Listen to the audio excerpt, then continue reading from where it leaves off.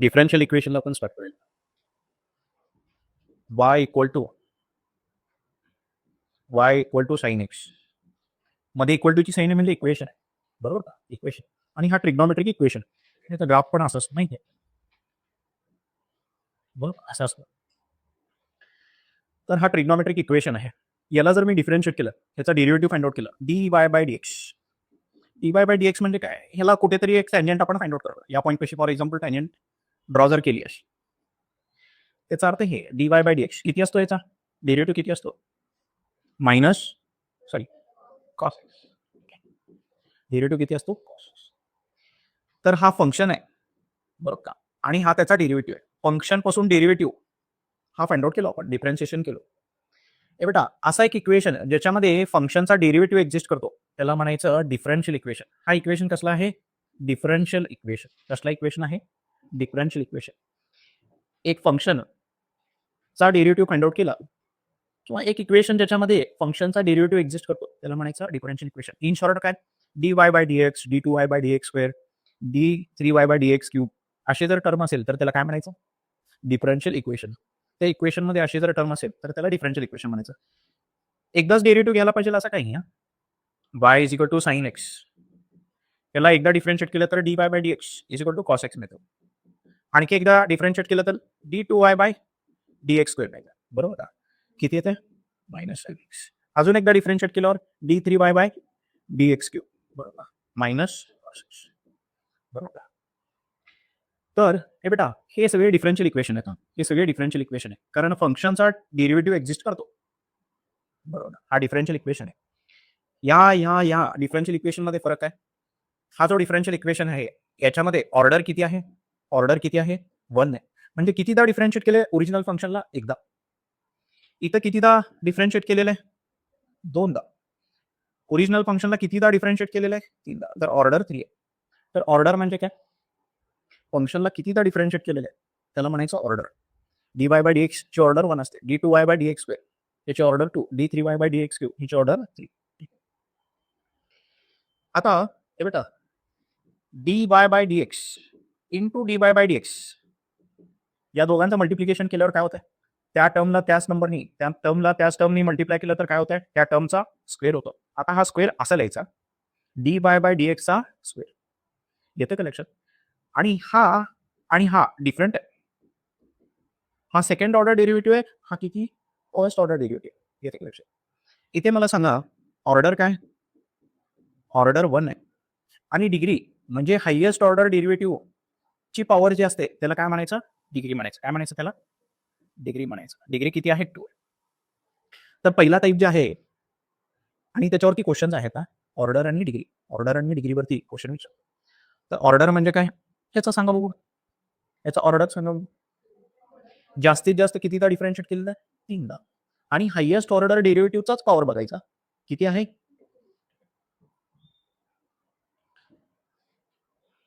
दुसरा कन्सेप्ट याच्यामध्ये differential equation, formation of differential equation. म्हणजे तुम्हाला असा इक्वेशन दिलेलं असणार आहे, y is equal to 2 sine x plus plus K cos x. याच्यावर डिफरन्शियल इक्वेशन फॉर्म करायचं. मग आता आपल्याला कसं कळणार की एकदा डिफरन्शिएट करायचं का दोनदा डिफरन्शिएट करायचं का 3दा डिफरन्शिएट करायचं? कसं कळणार? याच्यामध्ये काही कॉन्स्टंट असतात. या साइन एक्स सोबत जो नंबर आहे हा पण एक कॉन्स्टंट आहे. या कॉस एक्स सोबत जो नंबर आहे तो पण एक कॉन्स्टंट आहे. या कॉन्स्टंटला म्हणायचं फिक्स्ड कॉन्स्टंट. काय म्हणायचं? Fixed constant. हे चेंज होणार नाही आहे, तो तोच राहणार आहे. आणि याला म्हणायचं आर्बिटरी कॉन्स्टंट. याला काय म्हणायचं? Arbitrary constant. याला म्हणायचं आर्बिटरी कॉन्स्टंट. आता या इक्वेशन मध्ये किती आर्बिटरी कॉन्स्टंट दिसते? एकच आहे.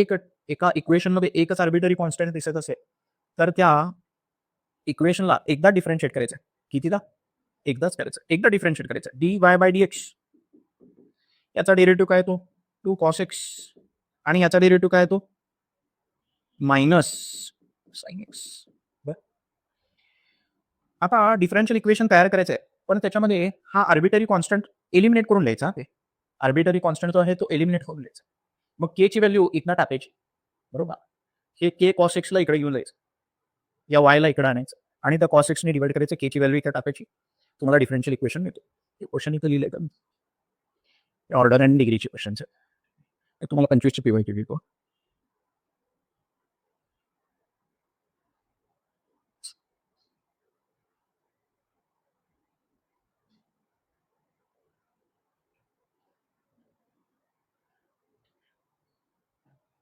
तर आतापर्यंत काय काय बघितलं आपण? याला म्हणायचं फंक्शन. हा काय आहे? Differential equation. आणि ह्याचा ऑर्डर आणि डिग्री पण आपण बघितलं, बरोबर का? d2y/dx².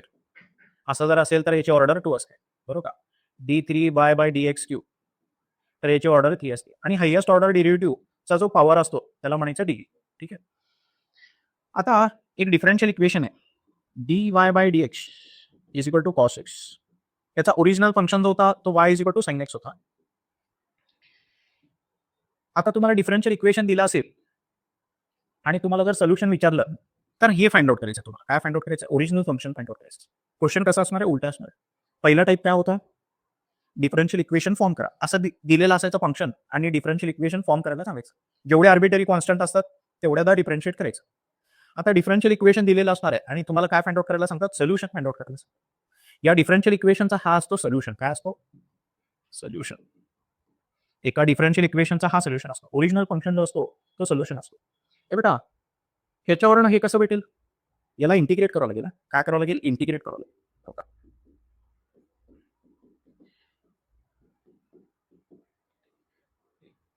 व्हेरिएबल सेपरेबल फॉर्मने असं करावं लागतं, बरोबर? 1 dy इंटिग्रेशन y आणि ह्याचा इंटिग्रेशन काय येतो? साइन x प्लस c येतो. येतं लक्षात? तर डिफरन्शियल इक्वेशन दिलेलं असणार आहे त्याच्यावरनं ओरिजिनल फंक्शन फाइंड आउट करणे त्याला सोल्युशन म्हणायचं. त्याला काय म्हणायचं? सोल्युशन. आता सोल्युशन फाइंड आउट करण्यासाठी हे बेटा इक्वेशनचे वेगवेगळे प्रकार असणार आहेत ना, त्याला वेगवेगळ्या मेथडनी सॉल्व्ह करावं लागणार आहे. काही तर नॉर्मल डिफरन्शियल इक्वेशन असणार आहेत, ज्याचे आता या केसमध्ये नॉर्मल डिफरन्शियल इक्वेशन होता म्हणजे dxचा टर्म x बरोबर घेऊन गेलो, dyचा टर्म y बरोबर घेऊन गेलं, व्हेरिएबल सेपरेट करून इंटिग्रेट केलं की ओरिजिनल फंक्शन भेटला, सोल्युशन भेटला.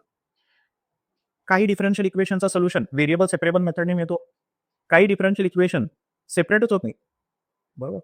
फॉर एक्झाम्पल असं आहे x² xy y² = 0. इथं कुठेतरी dy/dx पण आहे. इथे dy/dx पण आहे इक्वल टू 0 असं काहीतरी आहे. कुठे लिहू dy/dx? इथं लिहतो. ठीक आहे, dy/dx. हा डिफरन्शियल इक्वेशन दिलेला आहे. याचं सोल्युशन तुम्हाला फाइंड आउट करायचं. याचं सोल्युशन व्हेरिएबल सेपरेबल फॉर्मने फाइंड आउट करता येत नाही, बरोबर का? हा dx इकडे घेऊन गेला, yचे टर्म इकडे सेपरेट करता येत नाही, बरोबर? या टाइपच्या इक्वेशनला म्हणायचं होमोजिनियस इक्वेशन. काय म्हणायचं याला? Homogeneous equation. होमोजिनियस का बरं म्हणायचं? कारण व्हेरिएबलचा पॉवर काय आहे? 2. इथे काय आहे? पॉवर काय आहे? डिग्री काय आहे? ह्याचा 1 ह्याचा 1 म्हणजे कंबाईन पॉवर किती आहे? 2 आहे. ह्याचा पण 2 आहे. तर डिग्री जर 2 असेल तर त्याला काय म्हणायचं? युनिफॉर्म डिग्री जर असेल तर त्याला काय म्हणायचं? Homogeneous differential equation. काय म्हणायचं? Homogeneous differential equation. आता होमोजिनियस डिफरन्शियल इक्वेशन जो आहे ह्याला सॉल्व्ह करण्याची एक वेगळी मेथड आहे, ती पुढे मी सांगतो तुम्हाला. y = v सबस्टिट्यूट करायचं आणि ह्याला डिफरन्शिएट करायचं dy/dx. याला uv रूल नाही. पहिला टर्म तसा दुसऱ्याचा डेरिव्हेटिव्ह, बरोबर का? मग दुसरा टर्म तसाच पहिल्याचा डेरिव्हेटिव्ह. हे 2 सबस्टिट्यूशन पार्टच करायचे. yच्या ठिकाणी v सबस्टिट्यूट करायचं, dy/dxच्या ठिकाणी हे सबस्टिट्यूट करायचं. हे इथं सबस्टिट्यूट केल्यानंतर ना हे व्हेरिएबल सेपरेबल फॉर्ममध्ये येणार आहे. आणि सीईटीमध्ये आणखी एक शॉर्टकट आहे ह्याच्यामध्ये. आणखी एक शॉर्टकट काय आहे? इकडे एक्सची व्हॅल्यू 1 सबस्टिट्यूट करायची. नाही, एक्सची व्हॅल्यू 1 सबस्टिट्यूट करायची का? काय होतं शॉर्टकट बघा. एक्सची व्हॅल्यू 1 सबस्टिट्यूट करायचं म्हणजे y = v मिळते. एक्सची व्हॅल्यू 1 सबस्टिट्यूट केली तर y = v मिळते. मी शॉर्टकटमध्ये सांगतो. ठीक. आणि त्याच्यानंतर ना हे लिनियर डिफरन्शियल इक्वेशन. 2 प्रकार झाले आपले. व्हेरिएबल सेपरेबल फॉर्म म्हणजे स्टँडर्ड डिफरन्शियल इक्वेशन असेल तर व्हेरिएबल सेपरेट होतं. dx = x चे टर्म, dy = y चे टर्म सेपरेट करायचं, इंटिग्रेट करायचं, तुम्हाला सोल्युशन मिळतो. होमोजिनियस डिफरन्शियल इक्वेशन इथे ही प्रोसिजर फॉलो करावं लागेल. y ला v सबस्टिट्यूट करायचं आणि dy/dx ला हे सबस्टिट्यूट केल्यानंतर व्हेरिएबल सेपरेबल फॉर्ममध्ये कन्व्हर्ट होणार आहे आणि सॉल्व्ह होणार. लिनियर डिफरन्शियल इक्वेशनला सॉल्व्ह करण्याची एक वेगळी मेथड. त्याचा एक फॉर्म्युला आहे. y * इंटिग्रेटिंग फॅक्टर = काय होता formula? q * y integrating factor q * integrating factor plus काय होतं? विसरलो बघा मी. फॉर्म्युला तर हे बेटा व्हेरिएबल सेपरेबल फॉर्म लक्षात आला का तुम्हाला? सांगतो मी तुम्हाला. व्हेरिएबल सेपरेबल फॉर्म त्याच्यानंतर आहे ना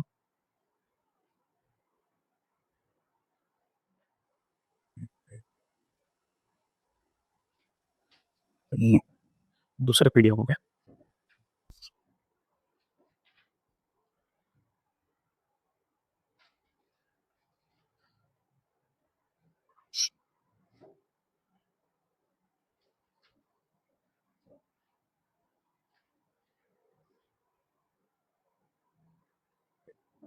बरोबर का असंच एकाला ह्याला काळा केलतो पण ब्लॅक केलतो का नाही ना असं बेटा होमोजिनियस डिफरन्शियल इक्वेशन असं असते बरोबर होमोजिनियस डिफरन्शियल इक्वेशन असं आहे हे व्हेरिएबल सेपरेट होत नाही इथे काय करावं लागतो सबस्टिट्यूशन करायचं y is equal to v x हे सबस्टिट्यूशन करायचं प्रत्येक केसमध्ये हेच करायचं तुम्हाला होमोजिनियस डिफरन्शियल इक्वेशन दिसला क्वेश्चनमध्ये आणि find the solution of given homogeneous differential equation म्हणलं असेल किंवा find the solution of given differential equation असं जर म्हणलं तर ही मेथड फॉलो करावं लागणार आहे आयडेंटिफाय करता यायला पाहिजे हा होमोजिनियस डिफरन्शियल इक्वेशन आहे एक्स स्क्वेअर वाय स्क्वेअर या दोघांचा पॉवर पण 2 असणार आहे बरोबर substitution y is equal to v x substitute करायचं जिथं वाय दिसेल तिथं व्ही एक्स सबस्टिट्यूट करायचं डी वाय बाय डी एक्सच्या ठिकाणी हे सबस्टिट्यूट करायचं तसं केल्यानंतर हां हे बेटा शॉर्टकट काय आहे इकडं हे टेक आतापर्यंत आपण हे फॉलो करत होतो हे फॉलो करत होतो बोर्ड्समध्ये एवढं फॉलो करत होतो आणि ट्रेडिशनल पद्धतीने सॉल्व्ह करत होतो आता सीईटी मध्ये शॉर्टकट पद्धतीने सॉल्व्ह करावं लागणार आहे काय करायचं तिथं x is equal to 1 substitute काय करायचं एक्सची व्हॅल्यू 1 सबस्टिट्यूट करायची म्हणजे y is equal to v मिळते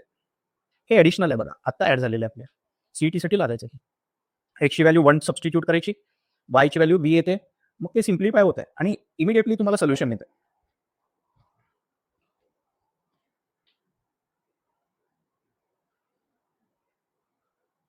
जमत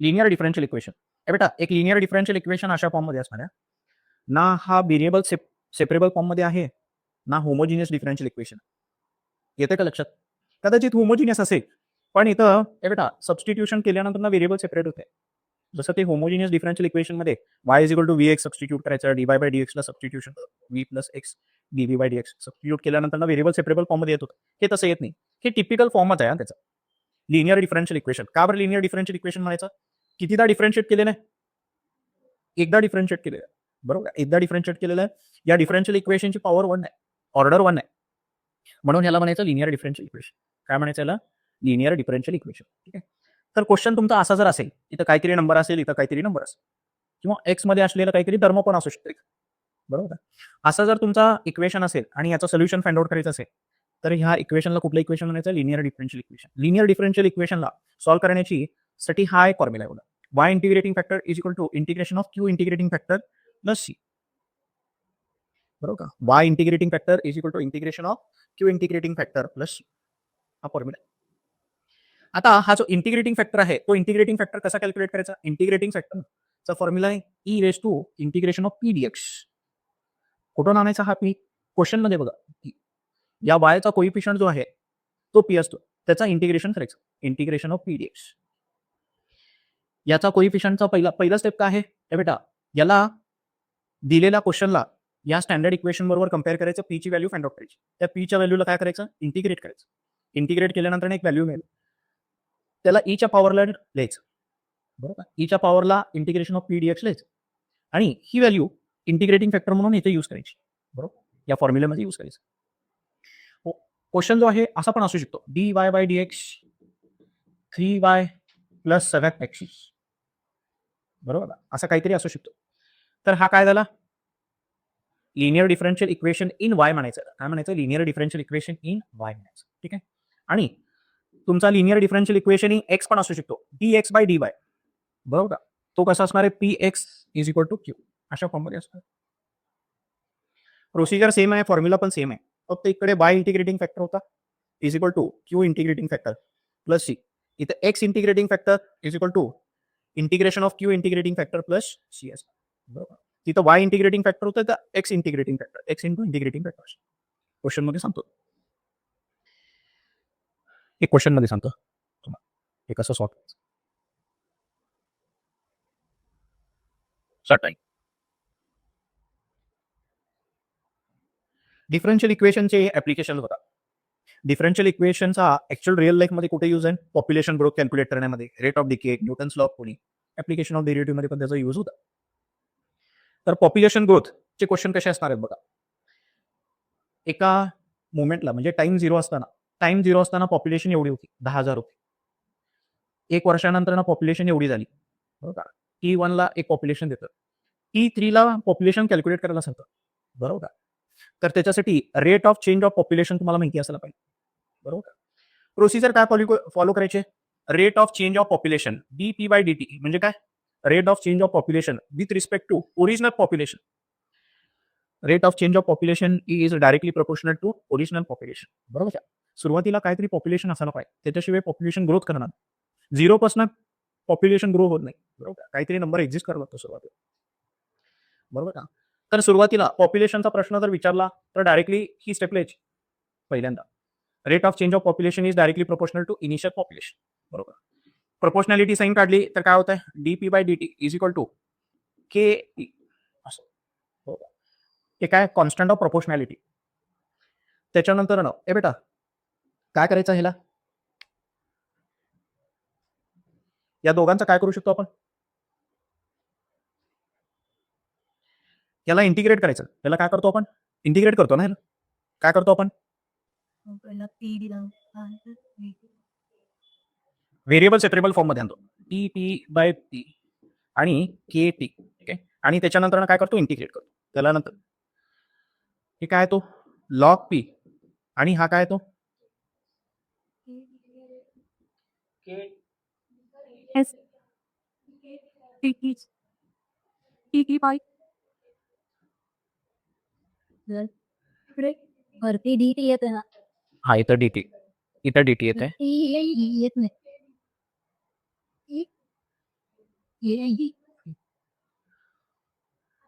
के हा P integration of K dt म्हटलं तर 1चा इंटिग्रेशन टी येत, बरोबर का. प्लस सी, ठीक आहे. कॉन्स्टंट ऑफ इंटिग्रेशन नंतर लिहिलं तरी चालेल. त्याच्यानंतर हे लॉग घालवायचं असेल दोन्हीकडचं एक्सपोनेंट घ्यायचं. E raise to log p आणि e raise to k t आणि हे जे कॉन्स्टंट आहे एक्सपोनेंट घेतल्यानंतर त्याला सुरुवातीला सी म्हणूया नंतर हे लक्षात नाही ठेवलं तरी चालतंय. सुरुवातीचा हा फक्त लक्षात ठेवायचा. ही स्टेप आणि ही स्टेप लक्षात ठेवायची. हे 2 स्टेप लक्षात ठेवायचे. येते का लक्षात? आता क्वेश्चन कसा असणार आहे? टाइम 0 असताना एक पॉप्युलेशन दिलेली असणार, बरोबर. टाइम 0 असताना पॉप्युलेशन 0 दिलेली असणार. म्हणजे या इक्वेशन मध्ये एकदा तुम्ही ची व्हॅल्यू 0 टाकलात, हे 0 होते, बरोबर. ची व्हॅल्यू 0 टाकलात, ची व्हॅल्यू 0 टाकलात तर सी ची व्हॅल्यू मिळते पहिल्यांदा. दुसरी एक केस दिलेलं असणार आहे. टाइम 1 वर्षानंतर पॉप्युलेशन 20,000 आहे म्हणून सांगितलेलं असतं. म्हणजे टाइम पण दिलेलं आहे, पॉप्युलेशन पण दिलेलं आहे. हे टाकल्यानंतर तुम्हाला के ची व्हॅल्यू मिळते मग, बरोबर. दुसऱ्या स्टेपला काय मिळतं? के मिळते. आणि तिसऱ्या स्टेपला तुम्हाला पॉप्युलेशन कॅल्क्युलेट करायला सांगितलेलं असतं. 3 वर्षानंतर पॉप्युलेशन किती होईल अशी व्हॅल्यू विचारलेली असते, बरं का. 3 स्टेपमध्ये हे क्वेश्चन सॉल्व्ह होते. सिमिलरली रेट ऑफ डिके, जसं पॉप्युलेशन ग्रोथ आहे रेट ऑफ डिके पण सिमिलर आहे. फक्त इथं पॉप्युलेशन काय व्हायला लागली? डिक्रीज व्हायला लागली. पॉप्युलेशन डिक्रीज व्हायला लागली किंवा मास रिड्यूस व्हायला, कुठलं तरी ऑब्जेक्ट डिके व्हायला लागली. पॉप्युलेशन डिक्रीजिंगचे पण फॉर्म्युलेज आहेत, क्वेश्चन्स आहेत. तिथं हा फॉर्म्युला यूज करायचा, बरोबर. Rate of decay radioactive substance जर असेल त्याचा मास काय होतो? रिड्यूस होतो. ओव्हर द पिरियड काय होतो? त्याचा मास रिड्यूस होतो. ते डिके होत राहतं. कुठलंही ऑब्जेक्ट ऑर्गॅनिक सबस्टन्स जरी असेल, ऍपल असेल, ओव्हर द पिरियड आज ते 100 ग्रामचं असेल तर 1 महिन्यानंतर 100 ग्रामचा राहतो का? 50 ग्रामचं होईल, 40 ग्रामचं होईल. डिके होतं त्याचं. तर इथे सुद्धा काय करायचं आहे? रेट ऑफ चेंज ऑफ हे बेटा rate of change of decay, डिकेला काय कन्सिडर केलं होतं? एक्स कन्सिडर केलं होतं. Rate of change of mass with respect to time is proportional to original mass, बरोबर. Rate of change of mass of a object is directly proportional to original mass, ठीक आहे. Proportionality sign काढली तर काय होतं? dx/dt is equal to minus k x असं आहे, बरोबर का. मायनस के कुठून आलं? कारण डिके व्हायला लागलंय, मास कमी व्हायला. परत तीच प्रोसिजर, डीएक्सच्या डिनॉमिनेटरला एक्स आणि इथे मायनस के dt या दोघांचं इंटिग्रेशन केलं तर काय होतं? Log x is equal to minus k t plus c बनवतो, ठीक आहे. दोन्हीकडचा एक्सपोनंट घेतलं तर काय होईल? ई रेस टू लॉग काय होतं? ते कॅन्सल होतं, एक्स मिळतं. इथे काय मिळतो? एक्स. आणि इथे e raise to minus k t plus c, सीचं मल्टिप्लिकेशन सी कसं राहिलं?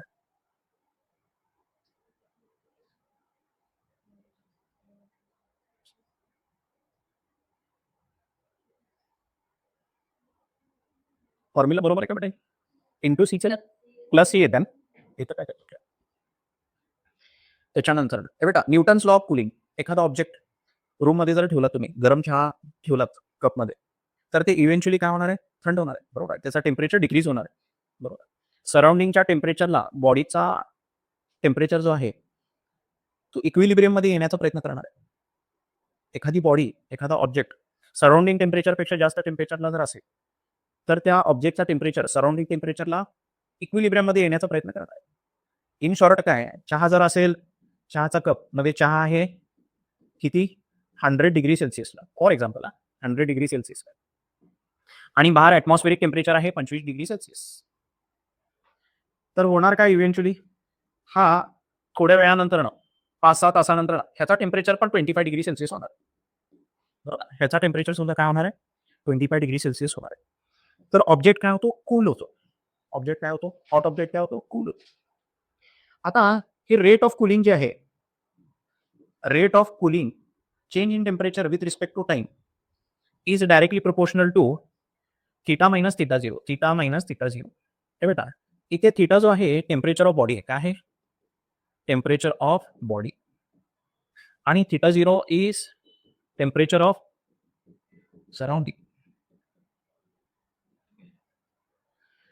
तर rate of change of temperature with respect to time, rate of change of temperature with respect to time of a body is directly proportional to temperature of body minus temperature of surrounding. बरोबर का? कारण सराउंडिंगच्या टेम्परेचरवरती पण ते matter करत आहे. सोलापूरमध्ये चहा उशिरा थंड होणार आहे. स्वित्झर्लंडमध्ये काय होणार आहे? चहा लवकर थंड होणार. बरोबर. तर सराउंडिंगच्या टेम्परेचरवरती पण डिपेंड करतो. परत तीच प्रोसिजर फॉलो करायची. प्रपोर्शनॅलिटी साईन काढायची. आता टेम्परेचर रिड्यूस व्हायला लागला. इकडे परत काय लिहायचं? Minus k theta minus theta zero. Variable separate करायचे. डी थीटाच्या डिनॉमिनेटरला थीटा मायनस थीटा झिरो. बरोबर. आणि इकडे काय येईल? Minus k d t. Integrate करायचं आहे ना, याला इंटिग्रेट करायचं. इंटिग्रेशन केल्यावर काय येते बेटे? Log of theta minus theta zero. आणि इकडे काय येते? Minus e raise to. पहिल्यांदा इंटिग्रेट केल्यानंतर काय होतं? हे के टी. बरोबर. Plus c. आणि दोन्हीकडचा एक्सपोनेंट घेतलं तर काय होतंय? Theta minus theta zero is equal to e raise to minus k t plus c. याला C1 असं काहीतरी येणार. हे एक लागणार आहे बघा. अशा टाईपचे क्वेश्चन असतात. म्हणजे सुरुवातीला ऑब्जेक्ट 100 ग्रामचा होता. एका सर्टन पिरियड नंतर 50 ग्रामचा झाला. बरोबर. त्याचं वजन किती झालं? डायरेक्टली अर्धा झाला, हाफ झाला.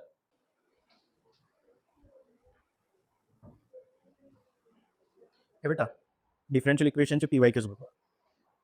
पहिला ऑर्डर आणि डिग्रीवरती आहे. हां, आणखी एक गोष्ट तुम्हाला ऑर्डर आणि डिग्रीमध्ये सांगायचं राहून गेला.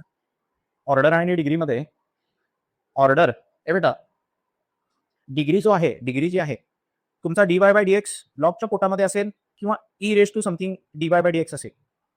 ईच्या पॉवरला dy/dx असेल किंवा लॉगच्या पोटामध्ये dy/dx असेल, तर याची डिग्री नॉट डिफाईन्ड असते बघा. Degree not defined. हे क्वेश्चन टेक्स्टबुकमध्ये पण होता. बरोबर. हे क्वेश्चन टेक्स्टबुकमध्ये पण होता. त्यावेळेस मी तुम्हाला सांगितलं होतं लॉगच्या पोटामध्ये डेरिव्हेटिव्ह असेल, ईच्या डोक्यावरती डेरिव्हेटिव्ह असेल, तर ह्याची डिग्री नॉट डिफाईन्ड असते. इथं आहे का तसं? लॉगच्या पोटामध्ये बघा.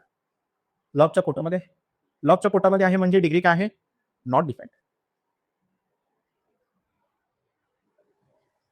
येते का लक्षात?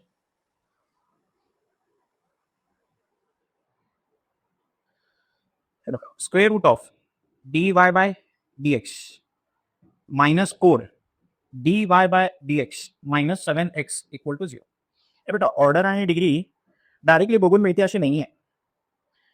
आता dy/dx जो आहे त्याचा पॉवर जो आहे तो इंटीजर असायला पाहिजे. काय असायला पाहिजे? इंटीजर. म्हणजे तो डिनॉमिनेटरला पण चालणार नाही, कारण डिनॉमिनेटरला असेल तर त्याचा पॉवर मायनस होईल. डिनॉमिनेटरला चालणार नाही, रूटमध्ये चालणार नाही, कारण रूटमध्ये आहे म्हणजे हे रेस टू 1/2 आहे. dy/dx रेस टू 1/2 आहे, ते पण चालणार नाही. त्याचे पॉवर जे आहे ते इंटीजर असंच पाहिजे. 1 पाहिजे, 2 पाहिजे, 3 पाहिजे.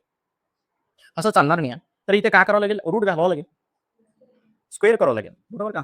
हा dy बाय dx ला इथेच ठेवतो, square root of dy bye dx ला इथे ठेवतो. ह्या दोन्ही टर्मला तिकडे घेऊन गेलं तर 4 dy bye dx plus 7x असं होईल. आणि स्क्वेअरिंग बोथ साइड्स काय होईल, हा dy बाय dx आणि याचं जे काय a प्लस बीचा ब्रॅकेट स्क्वेअर केल्यानंतर जे काय होईल ते होईल, बरोबर. a प्लस बीचा ब्रॅकेट स्क्वेअर केल्यानंतर ना काय होईल, हे dy बाय dx जे आहे ते d2y बाय dx स्क्वेअर होणार नाही हा स्क्वेअर केल्यावर. फक्त त्याचं काय होणार आहे, ऑर्डर चेंज नाही होणार, डिग्री चेंज होणार आहे. आपल्याला काय विचारलंय, ऑर्डर अँड डिग्री. ए बेटा ऑर्डर तर वनच राहणार आहे, स्क्वेअर केलं तरी ऑर्डर काय राहणार आहे, वन. तर ऑर्डर वन वाला ऑप्शन एकच आहे बघा, बरोबर का. म्हणजे पूर्ण सॉल्व्ह करायची पण गरज नाही, फक्त स्क्वेअर केल्यावर लक्षात येत आहे तुम्हाला की काय होणार आहे, ऑर्डर वन राहणार आहे आणि डिग्री काय होणार आहे, टू, बरोबर. कारण इथे dy बाय dx चा स्क्वेअर होणार या राईट हँड साईडला. येते का लक्षात. ऑर्डर म्हणजे काय, कितीदा डेरिव्हेटिव्ह घेतलाय, कितीदा डिफरन्शिएट केलेले. आणि डिग्री म्हणजे काय, हायएस्ट ऑर्डर डेरिव्हेटिव्ह चा जो पॉवर असतो त्याला डिग्री म्हणायचं. इथे पण बघा, ए बेटा काय क्वेश्चन आहे, the sum of degree and order of the differential equation. Degree आणि ऑर्डरचं काय करायचं, सम करायचं. क्वेश्चन काय बघा, square root of d2y by dx square equal to fifth root आहे, हा काय आहे, fifth root of dy bye dx. रूटच्या आतमध्येच फाय आहे का, मायनस, ठीक आहे. तर dy बाय dx च्या डोक्यावरती पॉवर जे आहे ते पॉझिटिव्ह इंटिजर असायला पाहिजे, बरोबर का. ह्याच्या डोक्यावरती काय आहे, 1/2 आहे, ह्याच्या डोक्यावरती 1/2 आहे आणि ह्याच्या डोक्यावरती 1/5. फिफ्थ रूट म्हणजे 1/5, स्क्वेअर रूट म्हणजे 1/2, क्यूब रूट म्हणजे 1/3. येते का लक्षात. आता हे दोन्ही घालवावं लागेल. दोन्ही घालवायचं असेल तर काय करावं लागेल, या दोघांच्या एलसीएम मल्टिप्लाय करावं लागेल. 5 to 10 दोन्हीकडचा 10th पॉवर घ्यावं लागेल आपल्याला, बरोबर का. बरोबर का, दोन्हीकडचं काय करावं लागेल, 10th पॉवर घ्यावं लागेल. इथला 10th पॉवर घेतलं तर काय मिळते, 5 मिळते इकडे. येते का लक्षात की हे बेटा 1/2 into 10 काय होईल, 5 होतं. आणि याचा 10th पॉवर घेतलं तर काय होतं, 5 1 5 2 स्क्वेअर होतं. येते का लक्षात. हायएस्ट ऑर्डर काय आहे, d2y बाय dx स्क्वेअर आहे, ऑर्डर 2 आहे. आणि याचीच डिग्री काय मग, 5. त्यांनी काय विचारलं आपल्याला, सम ऑफ डिग्री अँड ऑर्डर मधले सम विचारलंय, या दोघांचा सम 2 + 5 आन्सर 7 आहे. येते का लक्षात.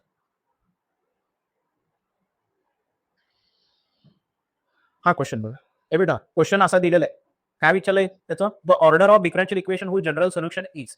याचा आपल्याला काय विचारलंय, ऑर्डर विचारलंय, फक्त ऑर्डर विचारले, the order of differential equation who general solution is. ए बेटा आता या सोल्युशन वरनं डिफरन्शियल इक्वेशन कसा मिळवायचा, y is equal to sine x, हे तर सोल्युशन आहे. त्याच्यावर डिफरन्शियल इक्वेशन कसं मिळतो, dy bye dx is equal to cos x plus, बरोबर ना. याला सोल्युशन म्हणायचं, याला डिफरन्शियल इक्वेशन म्हणायचं. डिफरन्शियल इक्वेशनला इंटिग्रेट केल्यानंतर तुम्हाला सोल्युशन मिळेल, बरोबर. डिफरन्शियल इक्वेशनला इंटिग्रेट केल्यानंतर सोल्युशन मिळेल. सोल्युशन त्यांनी दिलेलं आहे, आपल्याला फाइंड आउट करायचं आहे डिफरन्शियल इक्वेशन. या डिफरन्शियल इक्वेशनचा त्यांनी ऑर्डर विचारलेला आहे. या सोल्युशनचा पहिल्यांदा डिफरन्शियल इक्वेशन फाइंड आउट करा आणि त्याच्यानंतर त्याचा ऑर्डर फाइंड आउट करा असं म्हणलेलं आहे. पण ऑर्डर फाइंड आउट करत बसायचं नाही, त्याला डिफरन्शिएट करत बसायचं नाही. तुम्हाला मी काय सांगितलं होतं, एका इक्वेशनला ह्याचा डिफरन्शियल इक्वेशन कसा फाइंड आउट करायचा, कितीदा डिफरन्शिएट करायचं, एकदा, दोनदा, तीनदा, चारदा, कितीदा डिफरन्शिएट करायचा, ह्याच्यामध्ये किती आर्बिटरी कॉन्स्टंट आहे ते बघायचं, बरोबर. ह्याच्यामध्ये किती आर्बिटरी कॉन्स्टंट आहे ते बघायचं, बरोबर. एकच आर्बिटरी कॉन्स्टंट असेल तर एकदा डिफरन्शिएट करतो, बरोबर. 2 आर्बिटरी कॉन्स्टंट असेल तर 2ला डिफरन्शिएट करतो, 3 आर्बिटरी कॉन्स्टंट असेल तर 3ला डिफरन्शिएट करतो. आता इथे किती आर्बिटरी कॉन्स्टंट आहे बाबा, या साइन एक्स सोबत एक कॉन्स्टंट टर्म आहे. आता हे दोन वेगवेगळे नाही आहेत, C1 + C2 त्यांचं ऍडिशन केल्यावर एकच कॉन्स्टंट टर्म तयार होतं. येते का लक्षात, एकच कॉन्स्टंट टर्म तयार होतं. इथे कॉन्स्टंट आहे बघा, किती झाले, 2 झाले. आणि त्याच्यानंतर ना हे C4 e⁻x + C5. हे बेटा या e⁻x + C5 ला असं स्प्लिट करू शकतो, e⁻x + C5 ह्याला e⁻x इंटू e⁻C5 असे लिहू शकतो, कॉन्स्टंट फाय. आणि इथे C4 आहे, याचा आणि याचा मल्टिप्लिकेशन केल्यानंतर परत एक कॉन्स्टंटच मिळणार, एकच कॉन्स्टंट मिळणार. कॉन्स्टंट इंटू कॉन्स्टंट काहीतरी कॉन्स्टंटच मिळणार आहे. म्हणजे 5 × 2 केल्यावर काय मिळणार आहे, 10. हा पण एक कॉन्स्टंट आहे. 2 कॉन्स्टंटचं मल्टिप्लिकेशन केल्यावर एक कॉन्स्टंटच मिळणार आहे. 2 कॉन्स्टंटचं ऍडिशन केल्यावर एकच कॉन्स्टंट मिळणार, बरोबर. तर टोटल कॉन्स्टंट किती झाले बघा, 1 2 आणि इथे एक 3 कॉन्स्टंट आहे. म्हणजे 3दा डिफरन्शिएट करायचं. कितीदा डिफरन्शिएट करायचं, 3दा डिफरन्शिएट करायचं. 3दा डिफरन्शिएट केल्यावर d3y dx क्यूब येणार आहे. ऑर्डर 3 भेटणार आहे. जेवढे आर्बिटरी कॉन्स्टंट तितक्यादा आपण डिफरन्शिएट करू. हो, डिफरन्शियल इक्वेशन मिळवण्यासाठी तितक्यादा आपण डिफरन्शिएट करू. येते लक्षात?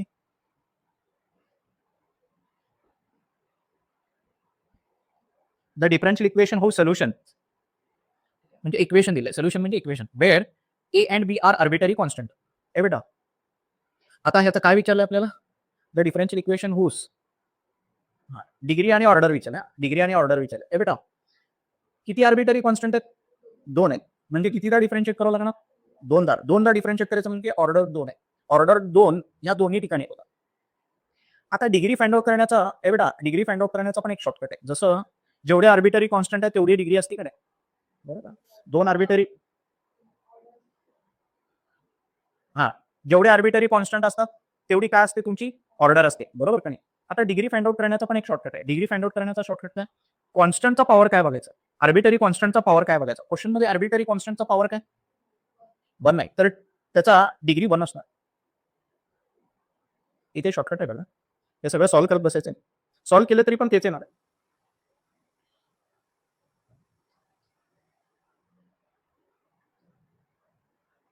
जेवढे आर्बिटरी कॉन्स्टंट तेवढा ऑर्डर असणार आहे. 2 आर्बिटरी कॉन्स्टंट तर ऑर्डर 2. आणि कॉन्स्टंटचा जो पॉवर असतो तेवढीच डिग्री असते. तेवढी डिग्री असते.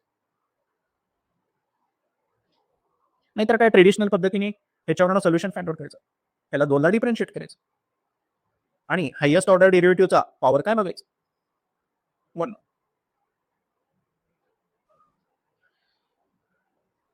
The order and degree of differential equation of tangent lines to parabola.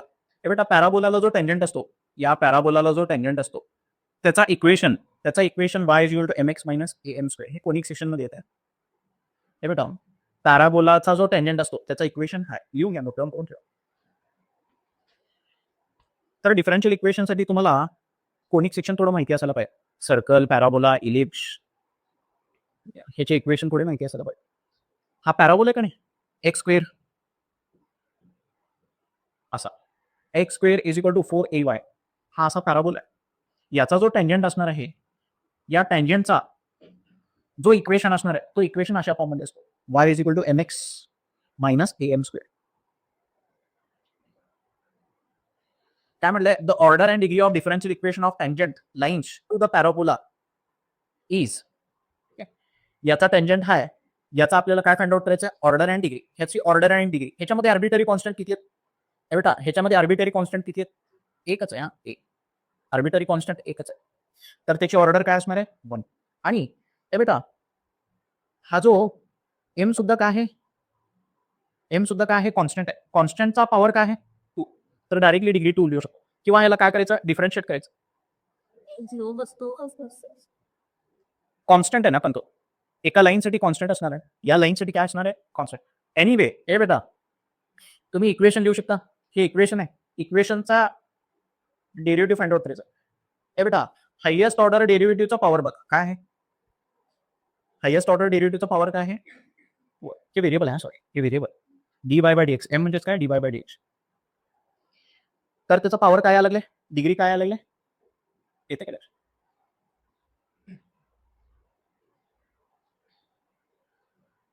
Order आणि डिग्रीची झाले बघा. Formation of differential equation.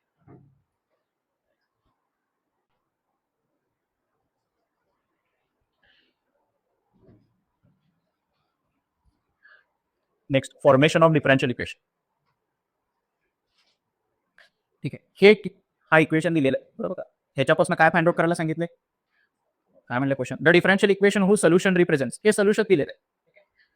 Wear c is an arbitrary constant is. म्हणजे आपल्याला काय फाइंड आउट करायचं? डिफरन्शियल इक्वेशन फाइंड आउट करायचं. Option मध्ये differential equation दिलेले आहेत. हा सोल्युशन दिलेला आहे. डिफरन्शियल इक्वेशन फाइंड आउट करायचं. हे बेटा, पहिल्यांदा डिफरन्शिएट करतो. किती आर्बिटरी कॉन्स्टंट आहे सांगा बघू? आर्बिटरी कॉन्स्टंट कितीदा डिफरन्शिएट करायचं? एकदाच करावं लागेल. एकच आर्बिटरी कॉन्स्टंट आहे. ठीक आहे. एकदा डिफरन्शिएट केल्यावर काय येतं? ह्याला u into v rule use करावं लागेल ना. पहिला टर्म तसाच, दुसऱ्याचा डेरिव्हेटिव्ह, दुसरा टर्म तसाच, पहिल्याचा डेरिव्हेटिव्ह. येते काय? डेरिव्हेटिव्ह फाइंड आउट करा. बरोबर का? पहिला टर्म तसाच, दुसऱ्याचा derivative dy bye dx plus दुसरा टर्म तसाच, पहिल्याचा डेरिव्हेटिव्ह. बरोबर का? आणि इकडे काय येतो बेटा? कॉन्स्टंटचा डेरिव्हेटिव्ह 0 येतो. 4 तसाच, e रेस टू x चा derivative e raise to x. बरोबर का? हा लेफ्ट हँड साईडला गेल्यावर सोल्युशन मिळालं. हां, चुकलंय बघा क्वेश्चन. हे बेटा, हे ऑप्शनमध्ये नाही आहे. ठीक आहे, म्हणून सगळे अटेम्प्ट करायचं. नंतर अटेम्प्ट करतो म्हणून ठेवायचं नाही पेंडिंग. काहीतरी अटेम्प्ट करून पुढे जायचं. आणि आपल्या रफ पेजवरती मार्क करायचं. 38 नंबर क्वेश्चन मी सॉल्व्ह केलं नाही. बरोबर का? तिथं विंडो असते तुमची, अशी विंडो असते. मॅथची विंडो असते. Question number 1, question number 2, question number 3, 4, 5 असे असते. तुम्ही पहिलाच अटेम्प्ट केला असेल तर ही ग्रीन होते. दुसरा अटेम्प्ट केला नाही तर हे लाल होते. अशी कलर कोडिंग असते. बरोबर. म्हणजे हे दिसतच असते तुम्हाला. इथं क्वेश्चन असतात आणि साईडला विंडो दिसते. अटेम्प्ट करायचंच. फक्त आपण लिहायचं काय? रफ पेजवरती लिहायचं की 4 तुम्ही अटेम्प्ट केलं नाही. 4 म्हणून लिहायचं. 4 लिहायचं असं आणि सर्कल करायचं कागदावर. म्हणजे रिव्हिजिट करायचं झालं. पण काहीतरी अटेम्प्ट करून पुढे जायचा. कारण ते आता सुपरवायझर तुमच्याकडनं पेपर घ्यायला येणार नाही. ते ऑटोमॅटिक बंद होतं. येतंय की लक्षात? आणि टाईम होण्याची पण वाट बघू नका. त्या वेळेस तिथे अटेम्प्ट करून सोडून द्या. ठीक आहे? टाईम झाला, नाही झाला, उरला, नाही उरला तरी अटेम्प्ट करून चला. जर पीसी बंद पडला, ठीक आहे, तर तेवढंच नोट डाऊन होते तो. येते की लक्षात? जोपर्यंत आहे चालू तोपर्यंत आन्सर देत जायचं. नंतर आन्सर देतो असं ठेवू नका. पेंडिंग ठेवू नका. होऊ शकते. झालं का हे? The differential equation which represents family of curves. हे बेटा, सोल्युशन दिलेलं आहे, इक्वेशन दिलेलं आहे, याचा डिफरन्शियल इक्वेशन फाइंड आउट करायचं. कितीदा डिफरन्शिएट करणार? हे बेटा, कितीदा डिफरन्शिएट करणार? 2दा डिफरन्शिएट करू. बरोबर का? एकदा डिफरन्शिएट केल्यावर dy बाय dx मिळालं. बरोबर? हां. थांबा. y c1 e raise to c2x जे आहे ह्याला c2 into e raise to x या दोघांचं मल्टिप्लिकेशन केल्यानंतर एकच कॉन्स्टंट येतं. एकदा डिफरन्शिएट केलं ना, 2दा डिफरन्शिएट केली. कारण इथं सगळे सेकंड ऑर्डर डेरिव्हेटिव्हज आहेत ना. मग ह्याने सेकंड ऑर्डर डेरिव्हेटिव्ह काय म्हणतात? थांबा आपण चेक करू. त्याचं जाऊ दे सोल्युशन. एकदा डिफरन्शिएट करायला पाहिजे. बरोबर का? dy bye dx is equal to या कॉन्स्टंट हा कॉन्स्टंट तसाच e रेस टू x चा derivative e raise to x असेल. बरोबर का? सॉरी ए बेटा, हे c2 प्लस x असेल तर स्प्लिट होते. हे स्प्लिट होत नाही बघा. c2 इंटू x आहे. हे दोनच आहेत. c2 प्लस जर ए बेटा असं जर असेल ना, c2 प्लस x जर असेल तर स्प्लिट होते. बरोबर का? c2 प्लस x असेल तर c2 आणि e रेस टू x असं स्प्लिट होत आहे. हे असं हेच बरोबर आहे. येते का लक्षात? दोन कॉन्स्टंट आहे, कॉन्स्टंट 1 आणि कॉन्स्टंट 2. एकदा डिफरन्शिएट केल्यानंतर ना कॉन्स्टंट तसाच ई रेस टू समथिंगचा डेरिव्हेटिव्ह ई रेस टू समथिंगच असतो. बरोबर का? एक्सच्या ऐवजी जे काय एफ ऑफ एक्स आहे त्याच्या डेरिव्हेटिव्हनी परत मल्टिप्लाय करायचं. c2 एक्सचा डेरिव्हेटिव्ह काय येतो? c2 आहे. आता काय करायचं हे बघा. हे बेटा, घ्यायचं आपल्याला डिफरन्शिएट करायचं दोनदाच. डिफरन्शिएट कितीदा करायचं आहे? दोनदाच. आणि आर्बिटरी कॉन्स्टंट इलिमिनेट करायचे का? c1 c2 ला इलिमिनेट करायचं. शेवटच्या डिफरन्शियल इक्वेशनमध्ये c1 c2 नसायला पाहिजे. तर काय करतो बघा, हे पहिल्यांदा डिफरन्शिएट केल्यानंतर ना c1 e raise to c2 x भेटलं का नाही? हे म्हणजे काय आहे? y. तर y देतो. ह्याच्या ऐवजी काय देतो? y. तर एकदा डिफरन्शिएट केल्यावर हा मिळाला. अजून एकदा डिफरन्शिएट करतो. अजून एकदा डिफरन्शिएट केल्यानंतर हा मिळाला. बरोबर का? आणि dy बाय dx ची व्हॅल्यू ऑलरेडी मिळाली की आपल्याला. नाही. अजून एकदा डिफरन्शिएट केल्यानंतर ना हा मिळाला. आणखी काय करू शकतो? c2 ची व्हॅल्यू इथनं टाकू शकतो. c2 ची value dy bye dx divided by y substitute करू शकतो. c2 ची व्हॅल्यू काय टाकू शकतो?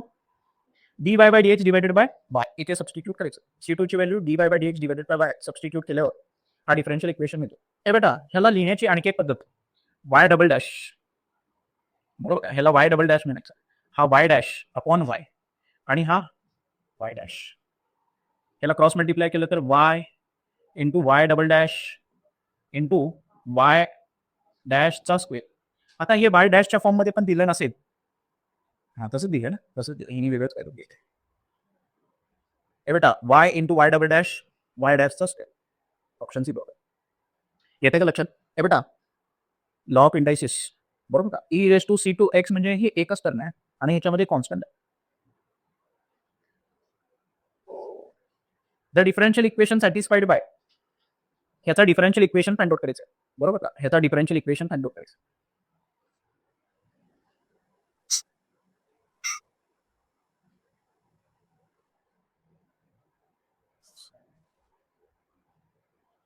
हे बेटा, दोन कॉन्स्टंट आहेत तर दोनदा डिफरन्शिएट करायचं. बरोबर का? त्याला दोनदा डिफरन्शिएट करू शकतो. y is equal to a sine mx sine m x plus b cos m x. ठीक आहे. एकदा डिफरन्शिएट केल्यावर काय होईल? A cos m x into काय येईल? एम. बरोबर का? प्लस इथे मायनस होईल, कारण कॉसचा डेरिव्हेटिव्ह मायनस आहे. B sine m x into m. आणखी एकदा डिफरन्शिएट करतो. d2y बाय dx स्क्वेअर काय होईल बेटा?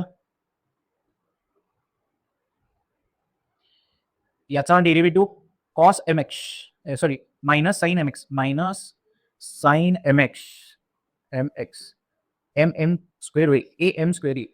बरोबर, ए एम स्क्वेअर. आणि याचा डेरिव्हेटिव्ह काय येईल? B m square cos m x. बरोबर. एम स्क्वेअर कॉमन जर घेतलं किंवा मायनस एम स्क्वेअर कॉमन घेतलं, मायनस एम स्क्वेअर जर कॉमन घेतलं तर काय येतं बेटा? ब्रॅकेटमध्ये a sine m x plus b cos m x. बरोबर का? हा ओरिजिनल क्वेश्चन आहे ना तुमचा? बरोबर का? हे काय आहे? Y d2y by dx.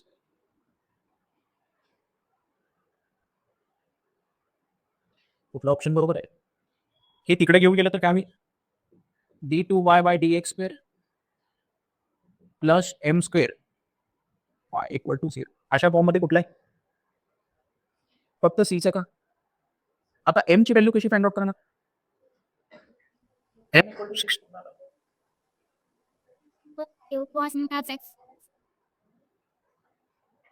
अच्छा, क्वेश्चन मध्येच असं दिलं. हा, ह्याला तरी एम बनले त्या, त्याला m x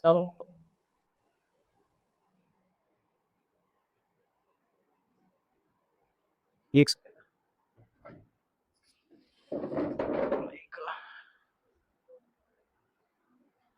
a sine m x b cos m x where x and y are constant. X आणि वाय कॉन्स्टंट आहे म्हणाले. हे कॉन्स्टंट आहेत तर त्याला ए लिहिलंय आणि ह्याला वायला बी लिहिलंय. आणि साइन एफ ऑफ एक्स आहे असं लिहिला, कॉस एफ ऑफ एक्सला असं लिहिला. सेकंड ऑर्डर डेरिव्हेटिव्ह तर बरोबर आलं माझं. सेकंड ऑर्डर डेरिव्हेटिव्ह असा. एमची व्हॅल्यू 6 कुठून आली हो?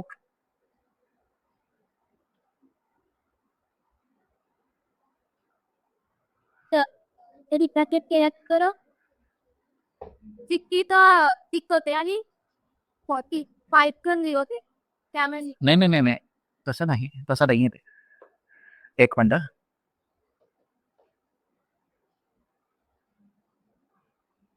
सिक्स बार येते, 6 बार येते. ओरिजिनल क्वेश्चनला जर आपण डिफरन्शिएट केलं तर काय होते?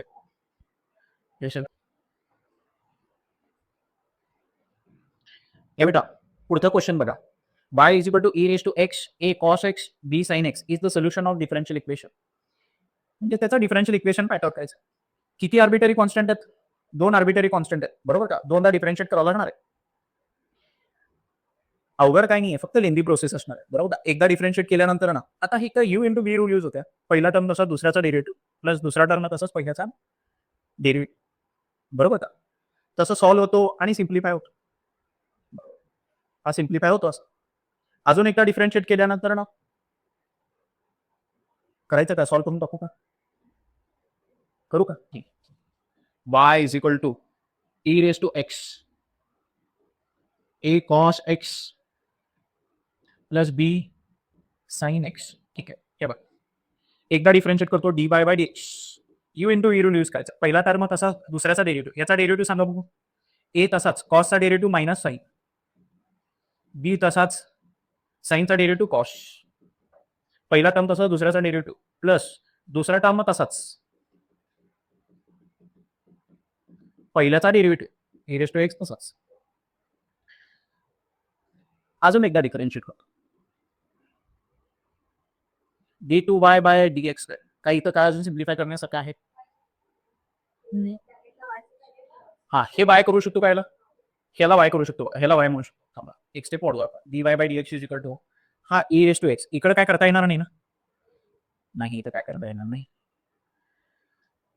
मायनस ए sign x plus b cos x आणि हे प्लस हे क्वेश्चनच आहे तुमचा वाय बरोबर.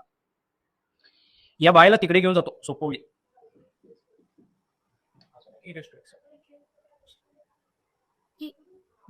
बरोबर. हे पूर्ण ई रेस टू एक्स सोबतच त्याला वाय म्हणायचं. या वायला तिकडे घेऊन जातो. का बरं घेऊन चालू सांगतो तुम्हाला. इथे फक्त यू इंटू व्ही राहतो. अजून एकदा डिफरन्शिएट करायचं नाही आपल्याला.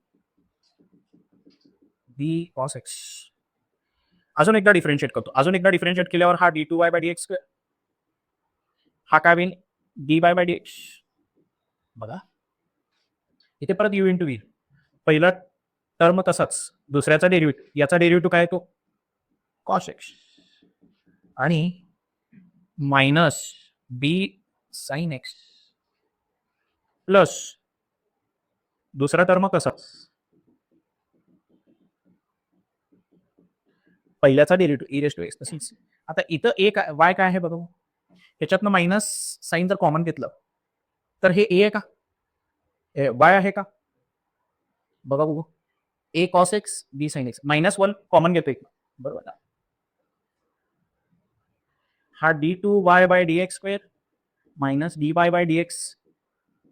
हे बेटा इथनं मायनस साइन कॉमन घेतलं तर हे वाय झालं बघा प्लस हा टर्म हे पण इलिमिनेट व्हायला पाहिजे ना. झालं का हा पार्ट.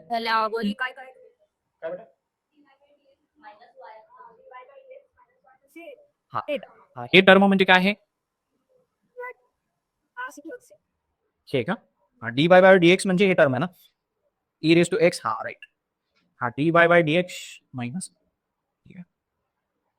आता हे इकडे गेल्यानंतर ना d two y by d x square हे इकडे गेल्यानंतर ना minus two d y by d x बरोबर करावे बरोबर. मायनस वाय मायनस टू इकडे गेल्यावर प्लस टू वाय असं आहे का ऑप्शन मध्ये आहे. थोडंसं लिंदी एक 1.5-2 मिनिट लागेल सॉल्व करा.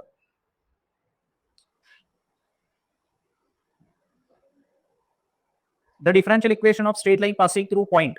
या पॉइंट मधून पास होणारी जी लाईन आहे पहिल्यांदा हे एक पॉइंट आहे. The differential equation of straight line passing through the point. आता एकच पॉइंट दिलेले एक पॉइंट दिला असेल तर त्या लाईनचं इक्वेशन आपल्याला बनवता येणार नाही बरोबर का. त्या लाईनचं इक्वेशन बनवता येणार नाही. इथं काय करू शकतो जे त्यांनी इक्वेशन दिलेलं आहे लाईनचा त्याच्यामध्ये हा पॉईंट सबस्टिट्यूट करून बघायचा सॅटिस्फाय करतो. एक्सची व्हॅल्यू 1 वायची व्हॅल्यू -1 सबस्टिट्यूट केल्यानंतर एकच सॅटिस्फाय करायला एकच सॅटिस्फाय करा. नाहीतर ट्रेडिशनल मेथड काय आहे याचा स्लोप माहिती असायला पाहिजे. स्लोप कुठे आहे स्लोप अननोन घेऊन इक्वेशन लिहू शकतो.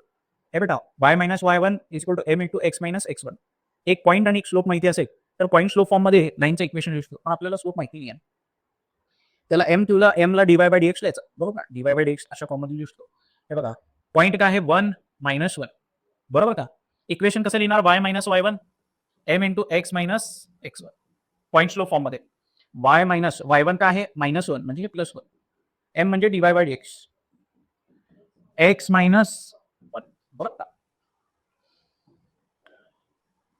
द डिफरन्शियल इक्वेशन हेच विचारलं का differential. The differential equation of straight line passing through the point हे डिफरन्शियल इक्वेशन आहे.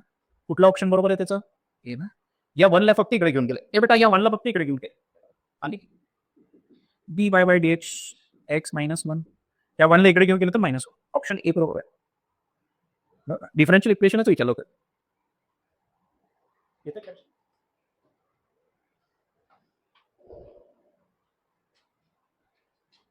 Differential equation of a circle having their center on the line y equal to pi and touching x-axis. हे बेटा y equal to 5 कुठं असणार आहे इथे 5 असेल त्यातून पास होणारी लाईन याला y equal to 5 म्हणायचं त्याला y equal to 0 म्हणायचं. काय म्हणलं the differential equation of circle having their centres on the line. या लाईन वरती सेंटर आहे सर्कलचा अँड टचिंग एक्स ऍक्सिसला टच करायला ठीक आहे असा सर्कल आहे. हे बेटा सर्कलचा इक्वेशन काय असतो ते सेंटर मधून सर्कलचा सेंटर जर इथून पास होत असेल तुमच्या ओरिजिन मधून पास होत असेल सर्कलचा सेंटर ओरिजिन वरती असेल तर x square plus y square is equal to r square असं असतो. पण अदर दॅन ओरिजिन असेल तर अदर दॅन ओरिजिन जर असेल एच कॉमा के जर असेल तुमचा ओरिजिन तर याचा इक्वेशन काय असतो एक्स मायनस एच चा bracket square plus y minus k चा bracket square is equal to r square बरोबर. असं असतं बरोबर. सर्कलचं इक्वेशन असं असतं. तर याला एच कॉमा के व्हॅल्यूज माहितीये का? एच माहिती नाहीये, के माहितीये, के फाय बघ. के काय आहे? व्हर्टिकल डिस्टन्स माहिती काय? हा सेंटर आहे म्हणजे हा रेडियस आहे बघा. रेडियसची व्हॅल्यू पण काय आहे? रेडियसची व्हॅल्यू पण काय आहे? बरोबर. रेडियसची व्हॅल्यू पण काय आहे? काय? तर फॉर्म्युला काय येणार बेटा? एक्स मायनस एच चा bracket square plus y minus के म्हणजे फाय चा ब्रॅकेट स्क्वेअर प्लस आर चा स्क्वेअर म्हणजे 5 चा स्क्वेअर 25. याचं काय डिफरन्शियल इक्वेशन फाइंड आउट करायचं. तर याला डिफरन्शिएट करतो. बरोबर आलं का? X minus h y minus k is equal to 25. वायची व्हॅल्यू केची व्हॅल्यू टाकला. त्याच्यानंतर ना ए बेटा डिफरन्शिएट केलेलं आहे. एकदा डिफरन्शिएट करायचा कारण कॉन्स्टंट किती राहिला? एकच राहिला. बरोबर. हे फिक्स कॉन्स्टंट आहे. हे आर्बिटरी कॉन्स्टंट आहे. बरोबर का? आर्बिटरी कॉन्स्टंट एकच आहे. एकदा डिफरन्शिएट करावं लागेल. याला डिफरन्शिएट केलंय बघा. याला डिफरन्शिएट केला. बरोबर का? डोक्यावरचा नंबर खाली, डोक्यावरचा नंबर एकाने कमी आणि ब्रॅकेट या एफ ऑफ एक्सचा डेरिव्हेटिव्ह 1. डोक्यावरचा नंबर खाली, डोक्यावरचा नंबर एकाने कमी आणि या ब्रॅकेटचा derivative d by d x equal to 0. त्याच्यानंतर ना दोघांना 2 कॉमन पाहून 0च्या डिनॉमिनेटरला पाठवलं तर 2 कॅन्सल होते. ही टर्म इकडे पाठवलं तर निगेटिव्ह होते. फ्रॉम 1 अँड 2 काय इलिमिनेट करायचं? एच इलिमिनेट करायचं ना आपल्याला. तर याचा स्क्वेअर करायचं. ए बेटा एक्स मायनस एचचा स्क्वेअर करायचं. या दोन्हीकडचा left hand side right hand साईडचा स्क्वेअर करायचं. एक्स मायनस एच स्क्वेअरची व्हॅल्यू माहिती आपल्याला बरोबर का? ते इकडे सबस्टिट्यूट करायचं. तसंच केलेलं आहे म्हणजे एच इलिमिनेट करायचं. फायनल जो आपल्याला डिफरन्शियल इक्वेशन मिळाला पाहिजे त्याच्यामध्ये कॉन्स्टंट नसायला पाहिजे. तेच करून सबस्टिट्यूट केलंय बघा. सबस्टिट्यूट केलंय, थोडं सिम्प्लिफाय केलेलं आहे आणि ऑप्शन डी बरोबर मिळालं. येते का लक्षात? तर फॉर्मेशन ऑफ डिफरन्शियल इक्वेशन लक्षात आलं का? हे बेटा फॉर्मेशन ऑफ डिफरन्शियल इक्वेशन लक्षात आलं का? जितके आर्बिटरी कॉन्स्टंट तितक्यादा डिफरन्शिएट करायचं. येते का लक्षात? पुढचा पॉईंट बघायचं का? अजून भरपूर आहे. आणून ट्राय करा मग. व्हेरिएबल सेपरेबल मेथड ठीक आहे. जनरल सोल्युशन हे बेटा द जनरल सोल्युशन आता काय फाइंड आउट करायचंय? सोल्युशन फाइंड आउट करायचं. हे बेटा सोल्युशन फाइंड आउट करण्याचे वेगवेगळे मेथड होते बघ. व्हेरिएबल सेपरेबल फॉर्म होता. त्याच्यानंतर काय होता? होमोजिनियस डिफरन्शियल इक्वेशनला सॉल्व्ह करायचे सोल्युशन फाइंड आउट करण्याची एक वेगळी पद्धत. त्याच्यानंतर ना लिनियर डिफरन्शियल इक्वेशनला सॉल्व्ह करण्याची एक वेगळी मेथड. पहिल्यांदा क्वेश्चन व्हेरिएबल सेपरेबल फॉर्म मध्ये आहे का चेक करा. हे बेटा dy बरोबर y चे टर्म आणि dx बरोबर x चे चेक करून येता येईल का? येते की. हे बघा हा dy bye dx 2x y e raise to x square असं आहे का नाही? सोल्युशन फाइंड आउट करायचं म्हणजे काय? याला इंटिग्रेट करू y is equal to something of x अशा फॉर्म मध्ये आणायचं. बरोबर. हा डेरिव्हेटिव्ह घालवण्यासाठी काय करायचं? इंटिग्रेट करायचं. हा डिफरन्शिएशन करून एका इक्वेशनला डिफरन्शिएट केल्यावर हा मिळालेला आहे. डिफरन्शिएशन केल्यानंतर ह्याच्यापासून परत ओरिजिनल इक्वेशन आपल्याला मिळायचं. ओरिजिनल इक्वेशन मिळवण्यासाठी याला इंटिग्रेट करावं लागेल. कसं इंटिग्रेट करायचं? हे dy सोबत y चे टर्म आणतो. y चा एकच टर्म आहे ना, y ला खाली आणतो आणि dx बरोबर x चे term 2x into e raise to x square dx. येते का लक्षात? काय सिम्प्लिफाय करता येईल अजून? 2 इथं आणू का? तुला का बाबा कसं केलं का? ते सोपं होईल का? नाही तसंच इथं u into v rule use करावा लागेल. दोन्हीकडचा इंटिग्रेशन करतो. ए बेटा दोन्हीकडचा इंटिग्रेशन करतो. दोन्हीकडचा इंटिग्रेशन केल्यानंतर ए बेटा आता तिने काय केलेलं आहे? हे बघा ए बेटा इथे एक सबस्टिट्यूशन यू इंटू व्ही करण्याऐवजी सबस्टिट्यूशन करू शकतो. फंक्शनच्या पोटामध्ये फंक्शन असेल तर आपण त्या पोटामधल्या फंक्शनला टी सबस्टिट्यूट करतो. ई रेस टू एक्स असायला पाहिजे होता, e raise to x square आहे. तर या एक्स स्क्वेअरला जर तुम्ही टी सबस्टिट्यूट केला तर त्याचा डेरिव्हेटिव्ह एक्झिस्ट करतो का बघा त्याच्या पुढे. फंक्शनच्या पोटामध्ये फंक्शन त्याच्या पुढे जर त्याचा डेरिव्हेटिव्ह एक्झिस्ट करत असेल तर पोटामधल्या फंक्शनला टी आपण सबस्टिट्यूट करतो. एक्स स्क्वेअरचा डेरिव्हेटिव्ह इथे एक्झिस्ट करतो की 2x म्हणून एक्स स्क्वेअरला टी सबस्टिट्यूट केलं. बरोबर का? हा 2x dx काय होईल? dt. क्वेश्चन सिम्प्लिफाय होतो. ई रेस टू टीचा integration e raise to t. येतं का लक्षात? आणि तुम्हाला सोल्युशन नाही यायला लागलं का लक्षात? आलं का लक्षात बेटा? सॉल्व्ह करून बघ. आलं का?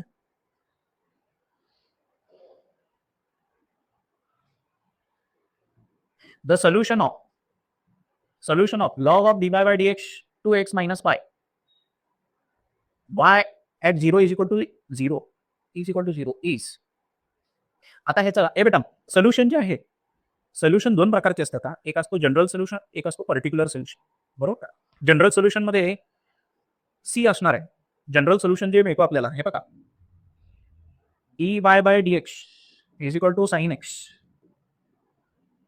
याचं सोल्युशन जर फाइंड आउट करायचं असेल तर काय करतो आपण, डी वाय बरोबर वाय ची टर्म आणि डीएक्स बरोबर एक्स ची टर्म, बरोबर का? आणि इंटिग्रेट करतो. याचं इंटिग्रेशन काय येते, वनचं इंटिग्रेशन वाय, याचं इंटिग्रेशन काय येणार आहे, sine x plus sorry cos x plus c. ठीक आहे, minus cos x plus c. तर काय आहे बेटा, या सोल्युशन मध्ये एक कॉन्स्टंट राहायला लागले बघा, बरोबर का? याला म्हणायचं पर्टिक्युलर सोल्युशन. याला काय म्हणायचं, पर्टिक्युलर सोल्युशन. सॉरी, याला म्हणायचं जनरल सोल्युशन. याला काय म्हणायचं, जनरल सोल्युशन म्हणायचं. आणि तुम्हाला एक्स आणि वायची व्हॅल्यू दिलेली असते. पर्टिक्युलर सोल्युशन फाइंड आउट करायला सांगतात. एक्सची व्हॅल्यू पाय बाय 2 असताना, एक्सची व्हॅल्यू पाय बाय 2 असताना वाय किती आहे म्हणून सांगतात. For example cos pi by 2 is 9, 0 5 by 4. ठीक आहे, हे 1/2 आहे असं काहीतरी म्हणलेलं असतं. फॉर एक्झाम्पल असं काहीतरी म्हणलेलं असतं. तर हे व्हॅल्यूज इथे सबस्टिट्यूट केल्यानंतर तुम्हाला आणखी एक सोल्युशन मिळतो सिम्प्लिफाईड फॉर्म मध्ये. वायची व्हॅल्यू 1/2 टाकायची आणि minus cos of pi by 4 is 1/√2. तर याच्यावरनं तुम्हाला सी ची एक व्हॅल्यू मिळणार आहे. सी इज इक्वल टू 1 असं काहीतरी मिळणार आहे. ही सी ची व्हॅल्यू परत तुम्ही ओरिजिनल सोल्युशन मध्ये टाकलाय तर जे काय सोल्युशन मिळणार आहे त्याला काय म्हणायचं, पर्टिक्युलर सोल्युशन मिळणार. ठीक आहे, आता त्यांनी पर्टिक्युलर सोल्युशन फाइंड आउट करायला सांगितलं. तिथे कॉन्स्टंट नाही आहेत बघा. पर्टिक्युलर सोल्युशन का बरं म्हणलं, at y is equal to 0, म्हणजे एक्स ची व्हॅल्यू 0 असताना वायची व्हॅल्यू किती आहे, 0. हे जे दिले पण असं वाय 0 इज इक्वल टू 0, याचा अर्थ काय, हे असं म्हणल्यासारखं आहे, f of x is equal to 0 म्हणल्यासारखं आहे. When x is equal to 0 y is equal to 0 असं, बरोबर. ही एक्स ची व्हॅल्यू 0 टाकल्यावर वायची व्हॅल्यू पण किती आली, 0 आहे. ठीक आहे, एक्स ची व्हॅल्यू 0 वायची व्हॅल्यू 0 टाकायची.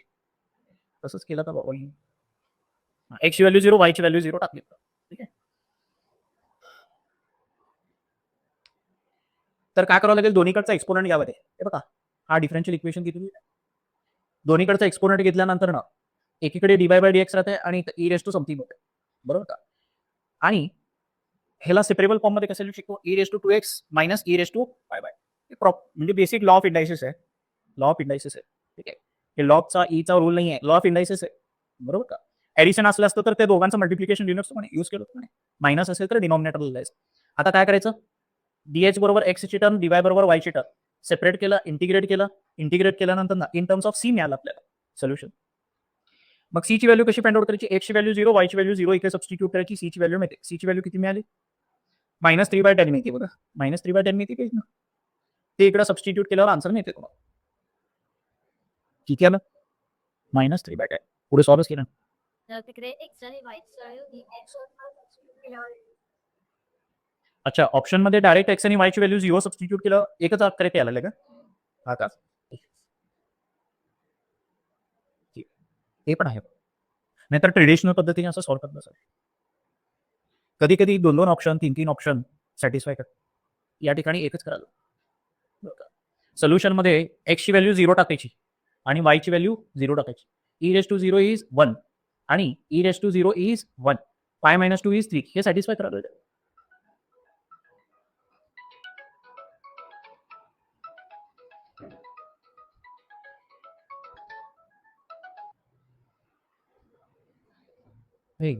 The general solution of differential equation.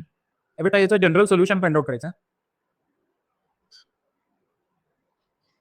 Y square minus x square d x आणि एक्स वाय डी वाय.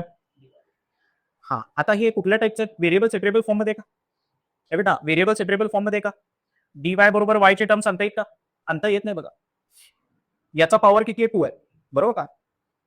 याची डिग्री किती आहे, 2 आहे, याची डिग्री 2 आहे, याची डिग्री 2 आहे. हा होमोजिनियस डिफरन्शियल इक्वेशन आहे. तर याला काय करावं लागेल, सबस्टिट्यूशन करावं लागेल. Y is equal to d x, बरोबर का, आणि d y by d x काय सबस्टिट्यूट करायचं, हे सबस्टिट्यूशन करायचं, बरोबर का? हे सबस्टिट्यूशन केल्यानंतर का, ठीक आहे. बेटा पहिल्यांदा काय केलंय, डीवायच्या डिनॉमिनेटरला डीएक्स आणलंय आणि हे सगळं तिकडे घेऊन दिलंय. होमोजिनियस डिफरन्शियल इक्वेशन आहे, तर हे सबस्टिट्यूशन करायचं. सबस्टिट्यूट केल्यानंतर ना हे बेटा सबस्टिट्यूट केल्यानंतर ना तो सिम्प्लिफाय होतो. dy बाय dx च्या ठिकाणी काय सबस्टिट्यूट करायचं? b plus x dv by dx substitute केलं बघा. dy बाय dx च्या ठिकाणी v plus x dv by dx आणि त्याच्यानंतर ना इकडे फक्त y च्या ठिकाणी काय सबस्टिट्यूट करायचं? vx. y च्या ठिकाणी vx सबस्टिट्यूट करा किंवा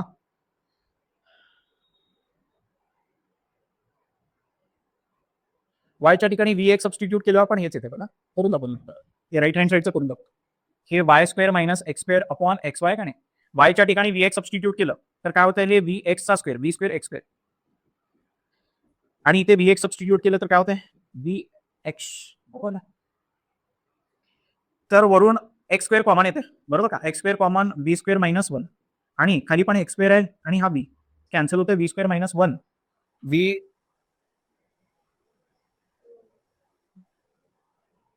V square minus 1 upon V हे येतं. तीच येते. त्याच्यानंतर काय केलंय त्यांनी? या व्हीला इकडे पाठवलंय.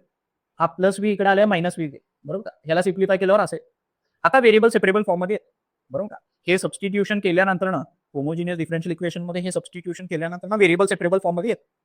आणि आता काय करायचं? डीव्ही बरोबर बी आणि डीएक्स बरोबर एक्स याला इंटिग्रेट करायचं. याचं इंटिग्रेशन काय आहे? व्ही स्क्वेअर बाय 2 याचं इंटिग्रेशन लॉग एक्स बरोबर. बस.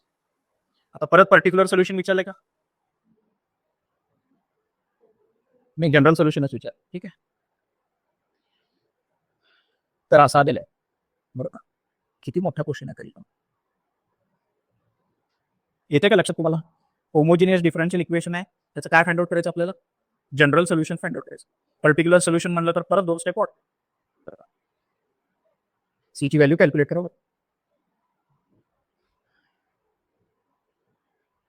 x dy by dx is equal to y log y minus log x plus 1. Then the solution of the equation. हे बेटा याचं सोल्युशन काय विचारलंय? हे व्हेरिएबल सेपरेबल फॉर्म मध्ये आहे का? व्हेरिएबल सेपरेबल फॉर्म मध्ये आहे का? हे बेटा सोल्युशन हा मला असं वाटायला लागलं x dy by dx y linear differential equation पण नाही आहे आणि होमोजिनियस व्हेरिएबल सेपरेबल पण नाही आहे, लिनियर डिफरन्शियल इक्वेशन पण नाही आहे. तर हा काय असणार आहे? होमोजिनियस डिफरन्शियल इक्वेशन असणार. सेपरेट होतच नाही.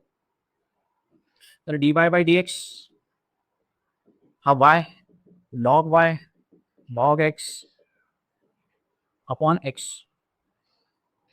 तर ते सबस्टिट्यूशन करावं लागेल. काय सबस्टिट्यूट करायचं? y is equal to vx आणि dy बाय dx ला काय सबस्टिट्यूट करायचं?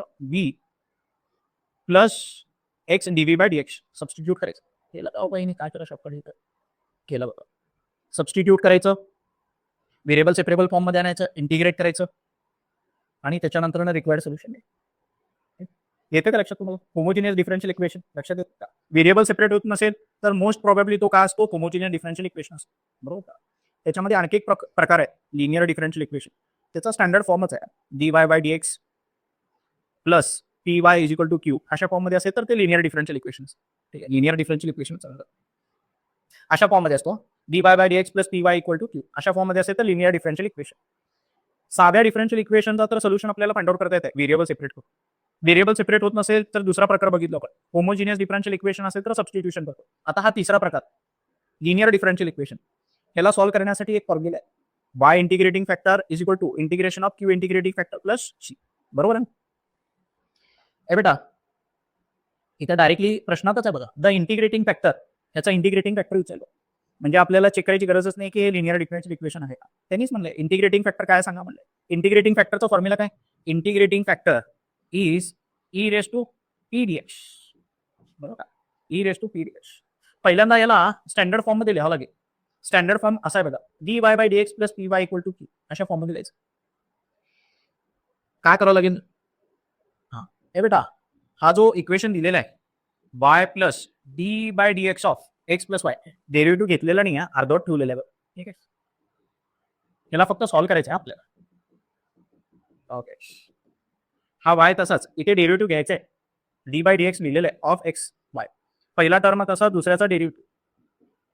दुसरा टर्म तसाच पहिला टर्म तसा दुसऱ्याचा डेरिव्हेटिव्ह प्लस दुसरा टर्म तसाच पहिल्याचा डेरिव्हेटिव्ह बरोबर का. इक्वल टू इथे पण तसंच करावं लागेल. नाही, इथे तर तसंच आहे. हे तसंच ठेवायचं हां. जे इक्वेशन ते तसंच ठेवायचं.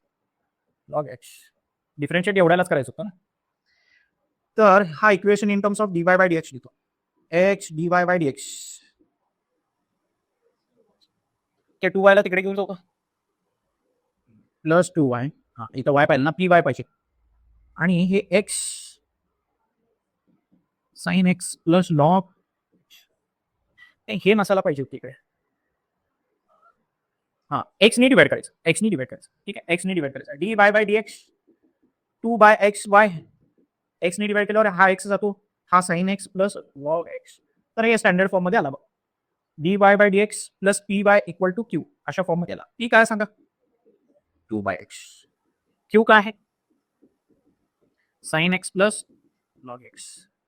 बेटा आपल्याला इंटिग्रेटिंग फॅक्टर फाइंड आउट करायला सांगितलं ना. इंटिग्रेटिंग फॅक्टर म्हणजे काय असतो? e raise to integration of p dx. e raise to integration of 2 by x dx. बरोबर ना? Integration of this is 2 log x. बरोबर का? इथं सी नाही लिहायचं. हे 2 वरती गेला. लॉग x चा स्क्वेअर. e आणि लॉग e कॅन्सल होतं, x स्क्वेअर येतं. x स्क्वेअर आहे का? x स्क्वेअर आहे. येते का लक्षात? केलो का मी स्टार्ट काही?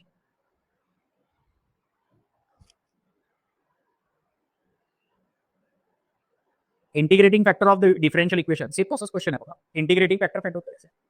त्याला स्टँडर्ड फॉर्ममध्ये लिहायचं. दिलेल्या इक्वेशनला स्टँडर्ड फॉर्ममध्ये लिहायचं. त्याच्यानंतर इंटिग्रेटिंग फॅक्टरचा फॉर्म्युला काय? Integrating factor is equal to e raise to integration of p dx.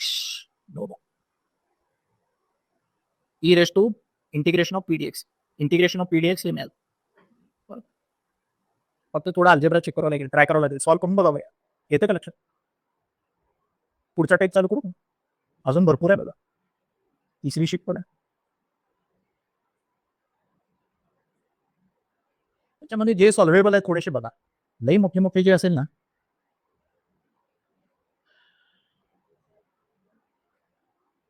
दुसरा आहे ना, लक्षात आलं का तुम्हाला? हे काही क्वेश्चन्स ऍप्लिकेशन ऑफ डिफरन्शियल इक्वेशनचे question. The equation of curve passing through. एक कर्व आहे की या पॉइंट मधून पास होते.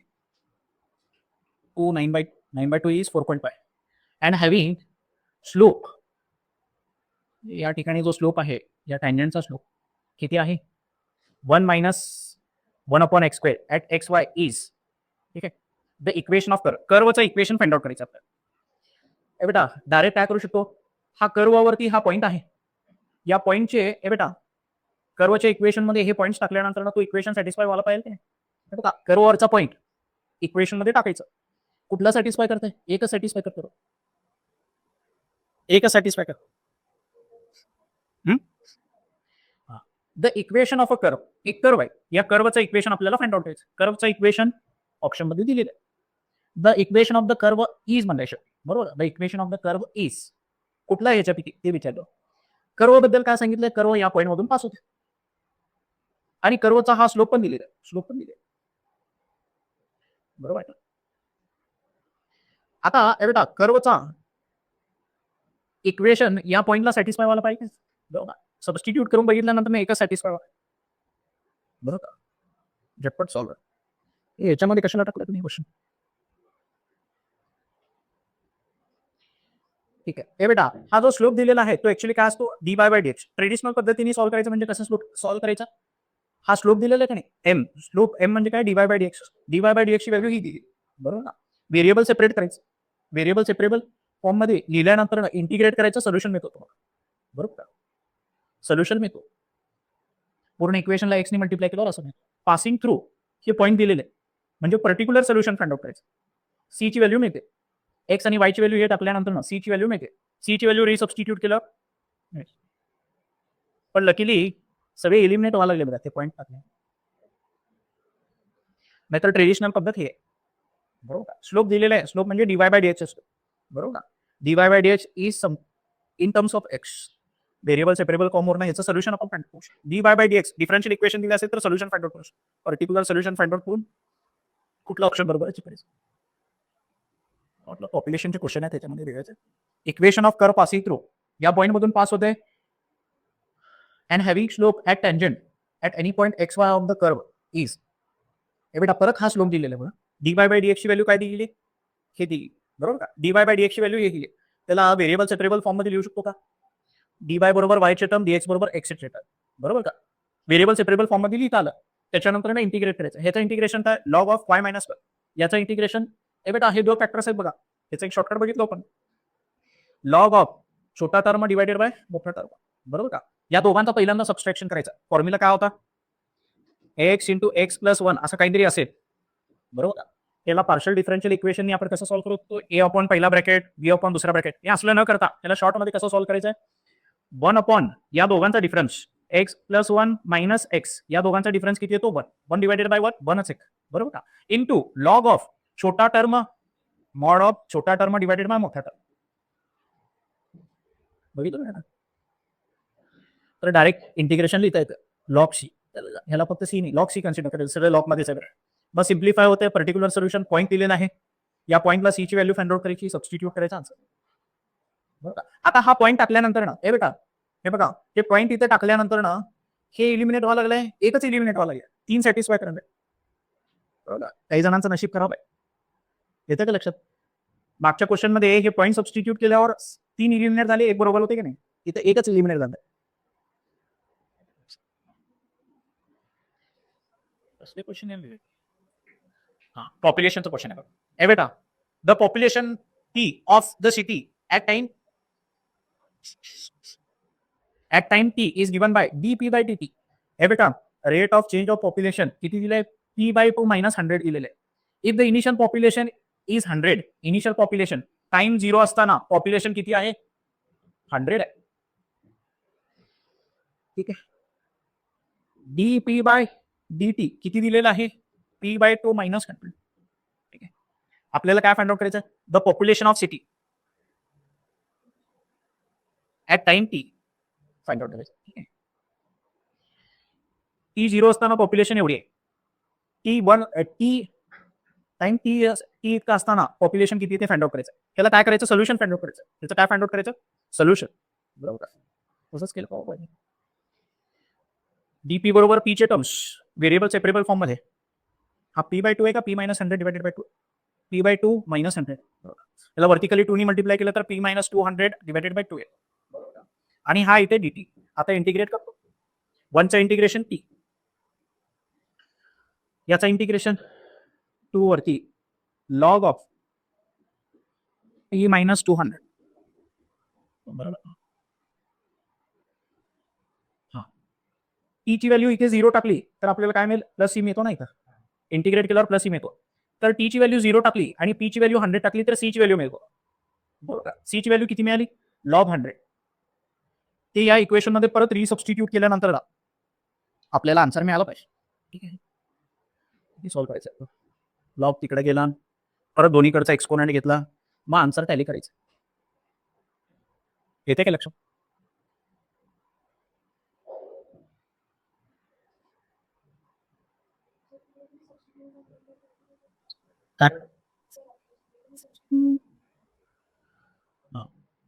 टाइम 0 असताना त्यांनी काय म्हणलं, टाइम टी असताना पॉप्युलेशन 100 म्हणून सांगितलंय. If the initial population is 100,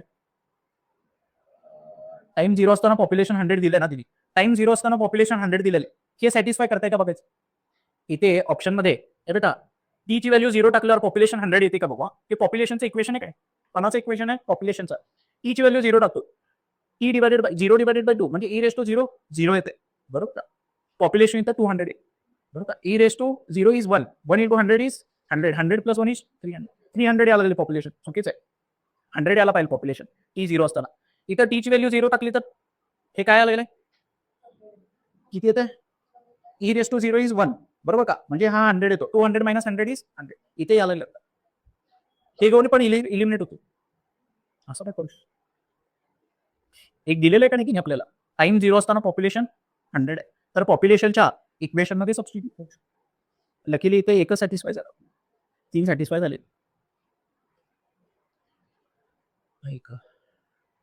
population P at T is 1000, time T असतं ना म्हणले का, म्हणजे टी झिरोच असतं बरं का. Initial introduced to a nutrient medium, म्हणजे टाइम झिरो असताना पॉप्युलेशन किती आहे 1000.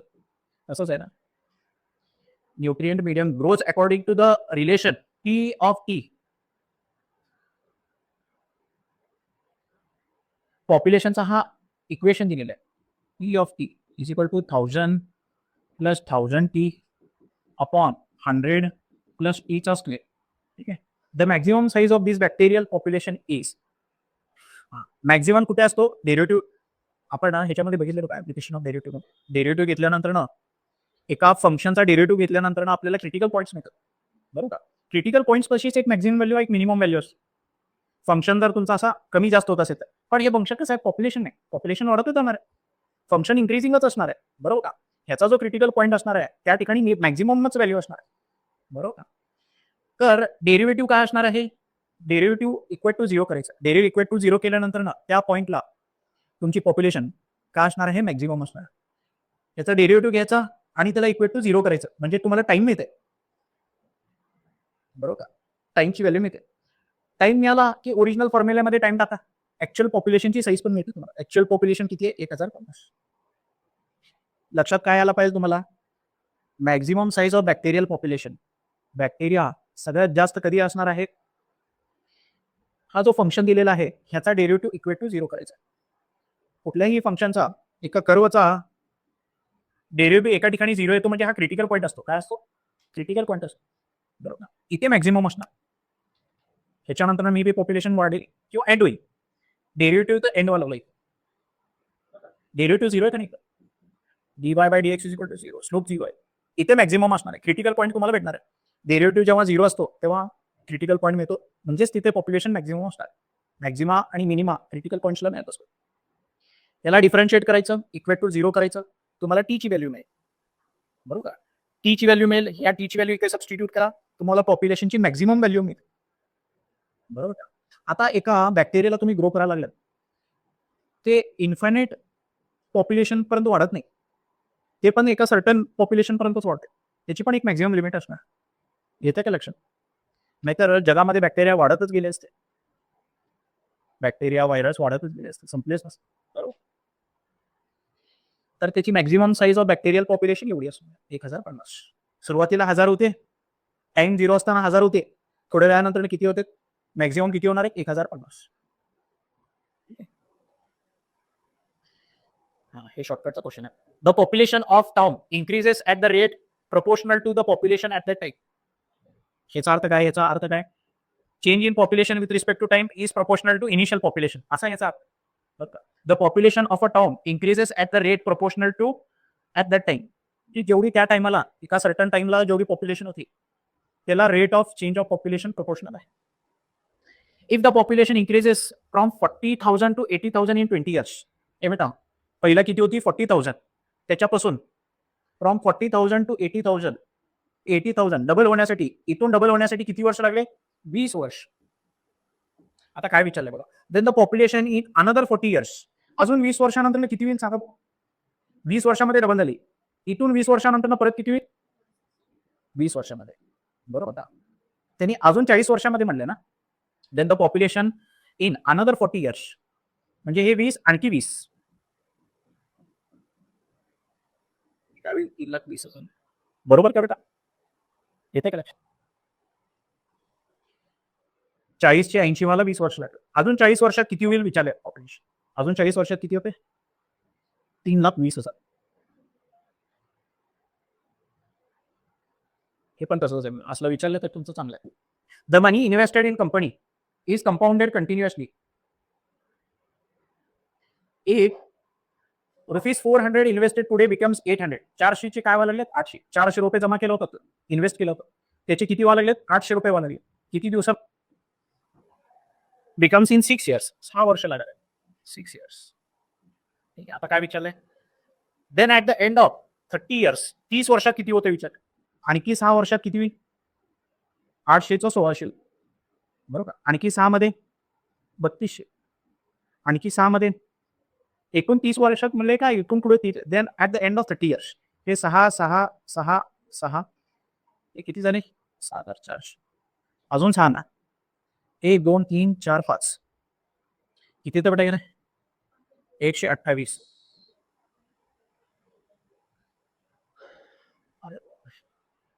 30 वर्षात किती होते 12,800.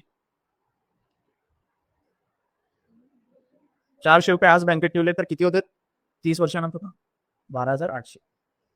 आज जे 400 रुपये तिथे ते 30 वर्षात 12,800 रुपये मध्ये पण येईल नाही. आज 400 रुपयाचं लोकांना घेतलं तर 30 वर्षानंतर 12,800 रुपये मध्ये तेवढे लोकांना पण येईल. असं आहे.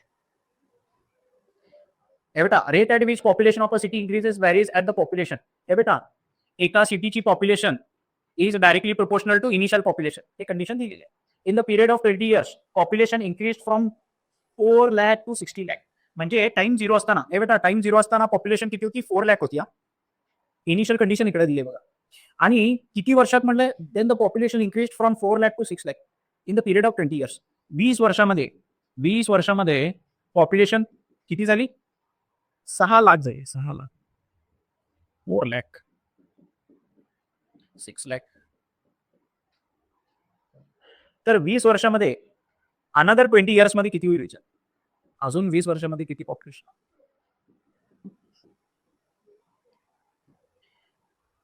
तर हा एक्सप्रेशन यूज करायचा dp by dt is proportional to e. Proportionality sign काढल्यावर काय मिळते kp इंटिग्रेट dp च्या खाली p k dp. आता काय करायचं इंटिग्रेट करायचं. इंटिग्रेट केल्यावर काय येते हे लॉग p आणि हे काय येते kt प्लस c. ठीक आहे. आता पहिली कंडिशन टाकतो c ची व्हॅल्यू मिळेल. पहिली कंडिशन काय हे बेटा t 0 असताना p 400. एक्सपोनंट घेऊन ठेवू का हे तर सगळं आन्सर. ठीक आहे ओके लॉग 800 लॉग 8 लिखे 8 लाख आहे हे 8 लाख आहे का 4 लाख आहे 4 लिख. हे 0 येणार आहे टी ची व्हॅल्यू 0 टाकलं सी किती आलं लॉग 4 आला 4 म्हणजे 4 लाख आहे. सी मिळाला. दुसरी कंडिशन टाकल्यावर के मिळते. दुसरी कंडिशन काय 20 वर्षाला 6 लाख आहे. ओरिजिनल इक्वेशन तुमचा इकडे 6 लाख कधी आहे टाइम किती असताना 20 वर्षानंतर ना 20k. सी ची व्हॅल्यू तर लॉग 4 आहे बरोबर का. तर 20k is equal to log 6 minus log 4 म्हणजे 6/4 म्हणजे 3/2. तर 1/20 लॉग 3/2 बरोबर का. के ची व्हॅल्यू एवढी आली. आणि तिसऱ्या केसमध्ये काय येणार आहे आता सी ची व्हॅल्यू मिळाली के ची व्हॅल्यू मिळाली एका टाकायची या क्वेश्चन. सी ची व्हॅल्यू के ची व्हॅल्यू आणि 20 वर्ष टाइम पण दिलेलं आहे के टी सी. ए बेटा ही सी ची व्हॅल्यू टाका ही के ची व्हॅल्यू टाका आणि टी ची व्हॅल्यू आणखी 20 म्हणजे टोटल टाइम किती झाला 20 + 20 40 टाकायचे का अनदर 20 म्हणलं ना. तर टोटल टाइम किती होते 40 होत्या. 40 टाकायला पाहिजे 40 टाकला का भाई 40 टाकला. ठीक आहे 40 टाकल्यानंतर ना तुम्हाला आन्सर मिळणार. येईल का सॉल्व करता करू का सर.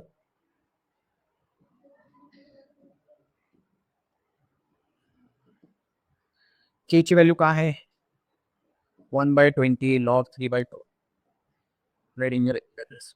टी ची व्हॅल्यू काय आहे 40. इथे 40 असणार आहे ना इथे 40 हे 1 जा आणि हे 2 जा प्लस सी. सी काय आहे लॉग 4. सगळ्यांचा लॉग घालवू शकतो. हे बेटा आता सगळ्यांचा लॉग घालवू शकतो. तर हे पी 3/2 आणि हा 4 बरोबर ना. 3 2 जा हे वरती जाईल ना हे वरती जाईल सॉरी 3 चा स्क्वेअर होईल 9/4 बरोबर. डोक्यावरती जा ना 3 चा स्क्वेअर आणि दोघांचा एडिशन म्हणजे मल्टिप्लिकेशन. लॉग मध्ये मल्टिप्लिकेशन दोघांचा लॉग कॅन्सल होतो राईट. 4 4 कॅन्सल 9 लाख आहे का 9 लाख आहे का 9 लाख आहे बघा. तिथं शांत डोक्याने सॉल्व्ह करावं लागेल तुम्हाला. हे बेटा लक्षात येते का असं सॉल्व्ह करायचं का या लागलं का लक्षात. पॉप्युलेशन ग्रोथचा बॅक्टेरियाचा पॉप्युलेशन ग्रोथ टाइम 0 असताना पॉप्युलेशन 1 आहे टाइम 2 असताना पॉप्युलेशन दिलेलं आहे. एका पर्टिक्युलर टाइमला पॉप्युलेशन एवढी दिलेली आहे टाइम विचारले. येते का लक्षात 3 स्टेजेस मध्ये क्वेश्चन असतात. बेसिक जर तुम्ही सॉल्ड क्वेश्चन्स बघितलं ना या टॉपिकचे, तुम्हाला अंदाज येईल कसं सॉल्व्ह करायचं. ठीक आहे. सॉल्वेबल क्वेश्चन जे आहेत ते सॉल्व्ह क्वेश्चन तुम्ही बघितल्यानंतरच जमणार. बरोबर. असं टँजंट काही नाही आहे क्वेश्चन, म्हणजे विचित्र काय क्वेश्चन नाही आहेत. थोडे आहेत तसे. 61 पैकी एक 5-6 क्वेश्चन तसे टँजंट काहीतरी आहेत, म्हणजे कधीच नाही ऐकलेले असे. बरोबर. पण 45 क्वेश्चन तर सॉल्वेबल आहेत. 45 क्वेश्चन 4 पैकी 3 क्वेश्चन सॉल्वेबल आहे. त्याच्यासाठी फक्त सॉल्व्ह क्वेश्चन तुमचे बघायचे तुम्हाला. येते का लक्षात? न्यूटन्स लॉ पुलिंगचा नाही का? हे पण पॉप्युलेशनच आहे. हे डबलचा प्रश्न परत विचारला बघ. हे बेटा डबलचा प्रश्न परत विचारला. एकच मिनिट. हे डबलमध्ये एक नवीन कन्सेप्ट आहे. काय म्हणलंय बघा? The money invested in company is compounded continuously. 400 rupees invested today becomes 800 in 6 years. 400 रुपये किती वर्षात 800 रुपये होते? 6 years मध्ये 800 रुपये. हेच क्वेश्चन सॉल्व्ह केलं होतं का? पण वेगळं काहीतरी होतं ना. In 6 years. Then at the end of 33 years. मागे 30 years क्वेश्चन सॉल्व्ह केलं, इथं 33 years म्हणते. नीट लक्ष द्या हे बेटा. आणखी 6 वर्षात किती होते? 1600. आणखी 6 वर्षात किती होते? 3200. आणखी 6 वर्षात किती होते? 6400. आणखी 6 वर्षात किती होते? 12800. ठीक आहे. प्लस अजून आता इथे किती ऍड करायचे? 3 वर्ष ऍड करायचे. हे बेटा त्याचा हाफ म्हणलं तर √2 टाइम्स होते. काय होते? √2 टाइम्स. 6 वर्षात डबल व्हायला लागले की नाही, तर 3 वर्षात √2 टाइम्स होते. किती होते? √2 टाइम्स होते. म्हणून √2 ची व्हॅल्यू दिली. बरोबर.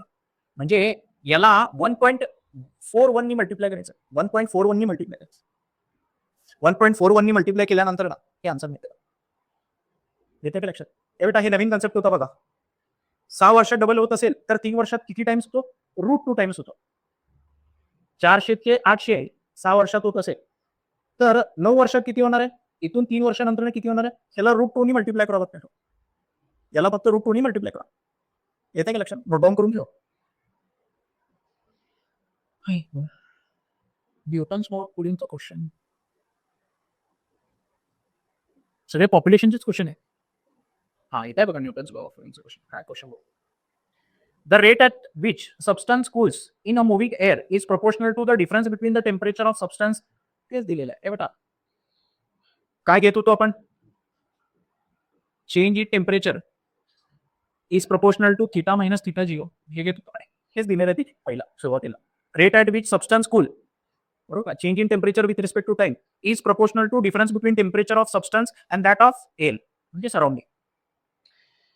पहिल्या वाक्यात ते दिलंय. The temperature of air is, एअरचा टेम्परेचर थीटा 0 किती दिले? 290 केल्विन आहे का? 290 केल्विन. 290 केल्विन म्हणजे किती डिग्री सेल्सिअस? 273 सबस्ट्रॅक्ट करायचा ना. 273 सबस्ट्रॅक्ट केलं 27 येते. ठीक आहे. ते आपल्याला काय केल्विन मध्येच ठीक आहे. 17 नाही ना. ठीक आहे 17. ठीक आहे. पण हे असंच ठेवा, जाऊ दे. मी आपल्याला समजण्यासाठी म्हणालो टेम्परेचर. केल्विन म्हणजे किती टेम्परेचर माहित नव्हतं. 370 केल्विन काय म्हणलं पुढं? The temperature of air is 290 Kelvin and the substance cools from 370 to 330. म्हणजे टेम्परेचर एका ठिकाणी किती आहे? 370 आणि एका ठिकाणी किती आहे? 330 इन 10 मिनिट्स. T0 असताना, हे बेटा T0 असताना एवढा टेम्परेचर आहे. T किती असताना? 10 मिनिट्स असताना एवढा. याच्यावरनं C ची व्हॅल्यू मिळेल, याच्यावरनं K ची व्हॅल्यू मिळेल. बरोबर का? आणि शेवटच्या स्टेजला काय विचारले? Then the time to cool the substance up to 295. थीटाची व्हॅल्यू 295 होण्यासाठी टाइम किती लागणार आहे? 3 स्टेप मध्ये आन्सर असते. इथनं C ची व्हॅल्यू मिळते, इथनं K ची व्हॅल्यू आणि इथनं फायनल आन्सर T ची व्हॅल्यू मिळणार आहे. बरोबर. प्रपोर्शनॅलिटी साइन काढायची अशा फॉर्म मध्ये येणार आहे. बरोबर. आपण लॉगच्या फॉर्म मध्ये लक्षात ठेवलं, लॉगच्या फॉर्म मध्ये लक्षात ठेवलं तरी पहिल्यांदा C ची व्हॅल्यू मिळेल, त्याच्यानंतर K ची व्हॅल्यू मिळेल. बरोबर. कुठं मिळेल बघा K ची व्हॅल्यू? डायरेक्ट टीच मिळालं त्याला. K कॅन्सलच करून टाकलं ते. ठीक आहे. आलं का लक्षात पण तुम्हाला? हे बेटा क्वेश्चन लक्षात द्यायला लागले का? डीकेचा प्रश्न आहे. 3 स्टेज मध्ये सॉल्व्ह करा. हे बेटा बेसिक फक्त बघा. बरोबर. सॉल्व्ह क्वेश्चन तुम्ही थोडेसे बघा. नाहीतरी हे लक्षात राहणारच नाही क्वेश्चन. क्वेश्चन कुठले लक्षात आहे? कन्सेप्ट लक्षात राहणार आहेत. फॉर्म्युले एक्झामला तुम्ही डोक्यामध्ये काय घेऊन जाणार आहे? फॉर्म्युले कन्सेप्टच राहणार. बरोबर. फॉर्म्युले रिवाइज करण्यासाठी शेवटचे 3 दिवस ठेवायचे. 3 दिवस फक्त फॉर्म्युले जेवढं झाले तेवढंच परफेक्ट करून घ्यायचं. त्याच्या अगोदर कन्सेप्ट सगळे परफेक्ट करून घ्यायचं. 3 दिवस ते तेच कन्सेप्ट काय करायचं? रिवाइज करायचं आणि फॉर्म्युले न बघता लिहिण्याचा प्रयत्न करायचा. उद्या दोन्ही टॉपिक संपवतो, प्रॉबॅबिलिटी डिस्ट्रीब्युशन आणि बायनॉमिक डिस्ट्रीब्युशन. त्याच्यानंतर आखाडीचे टॉपिक घेतो, दोन टॉपिक घेतो. ठीक आहे मारी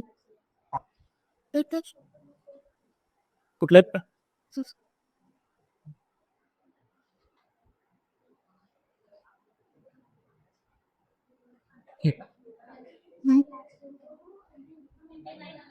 याच्या अगोदर आहे का ते? मौला एक कोणी काय होतं?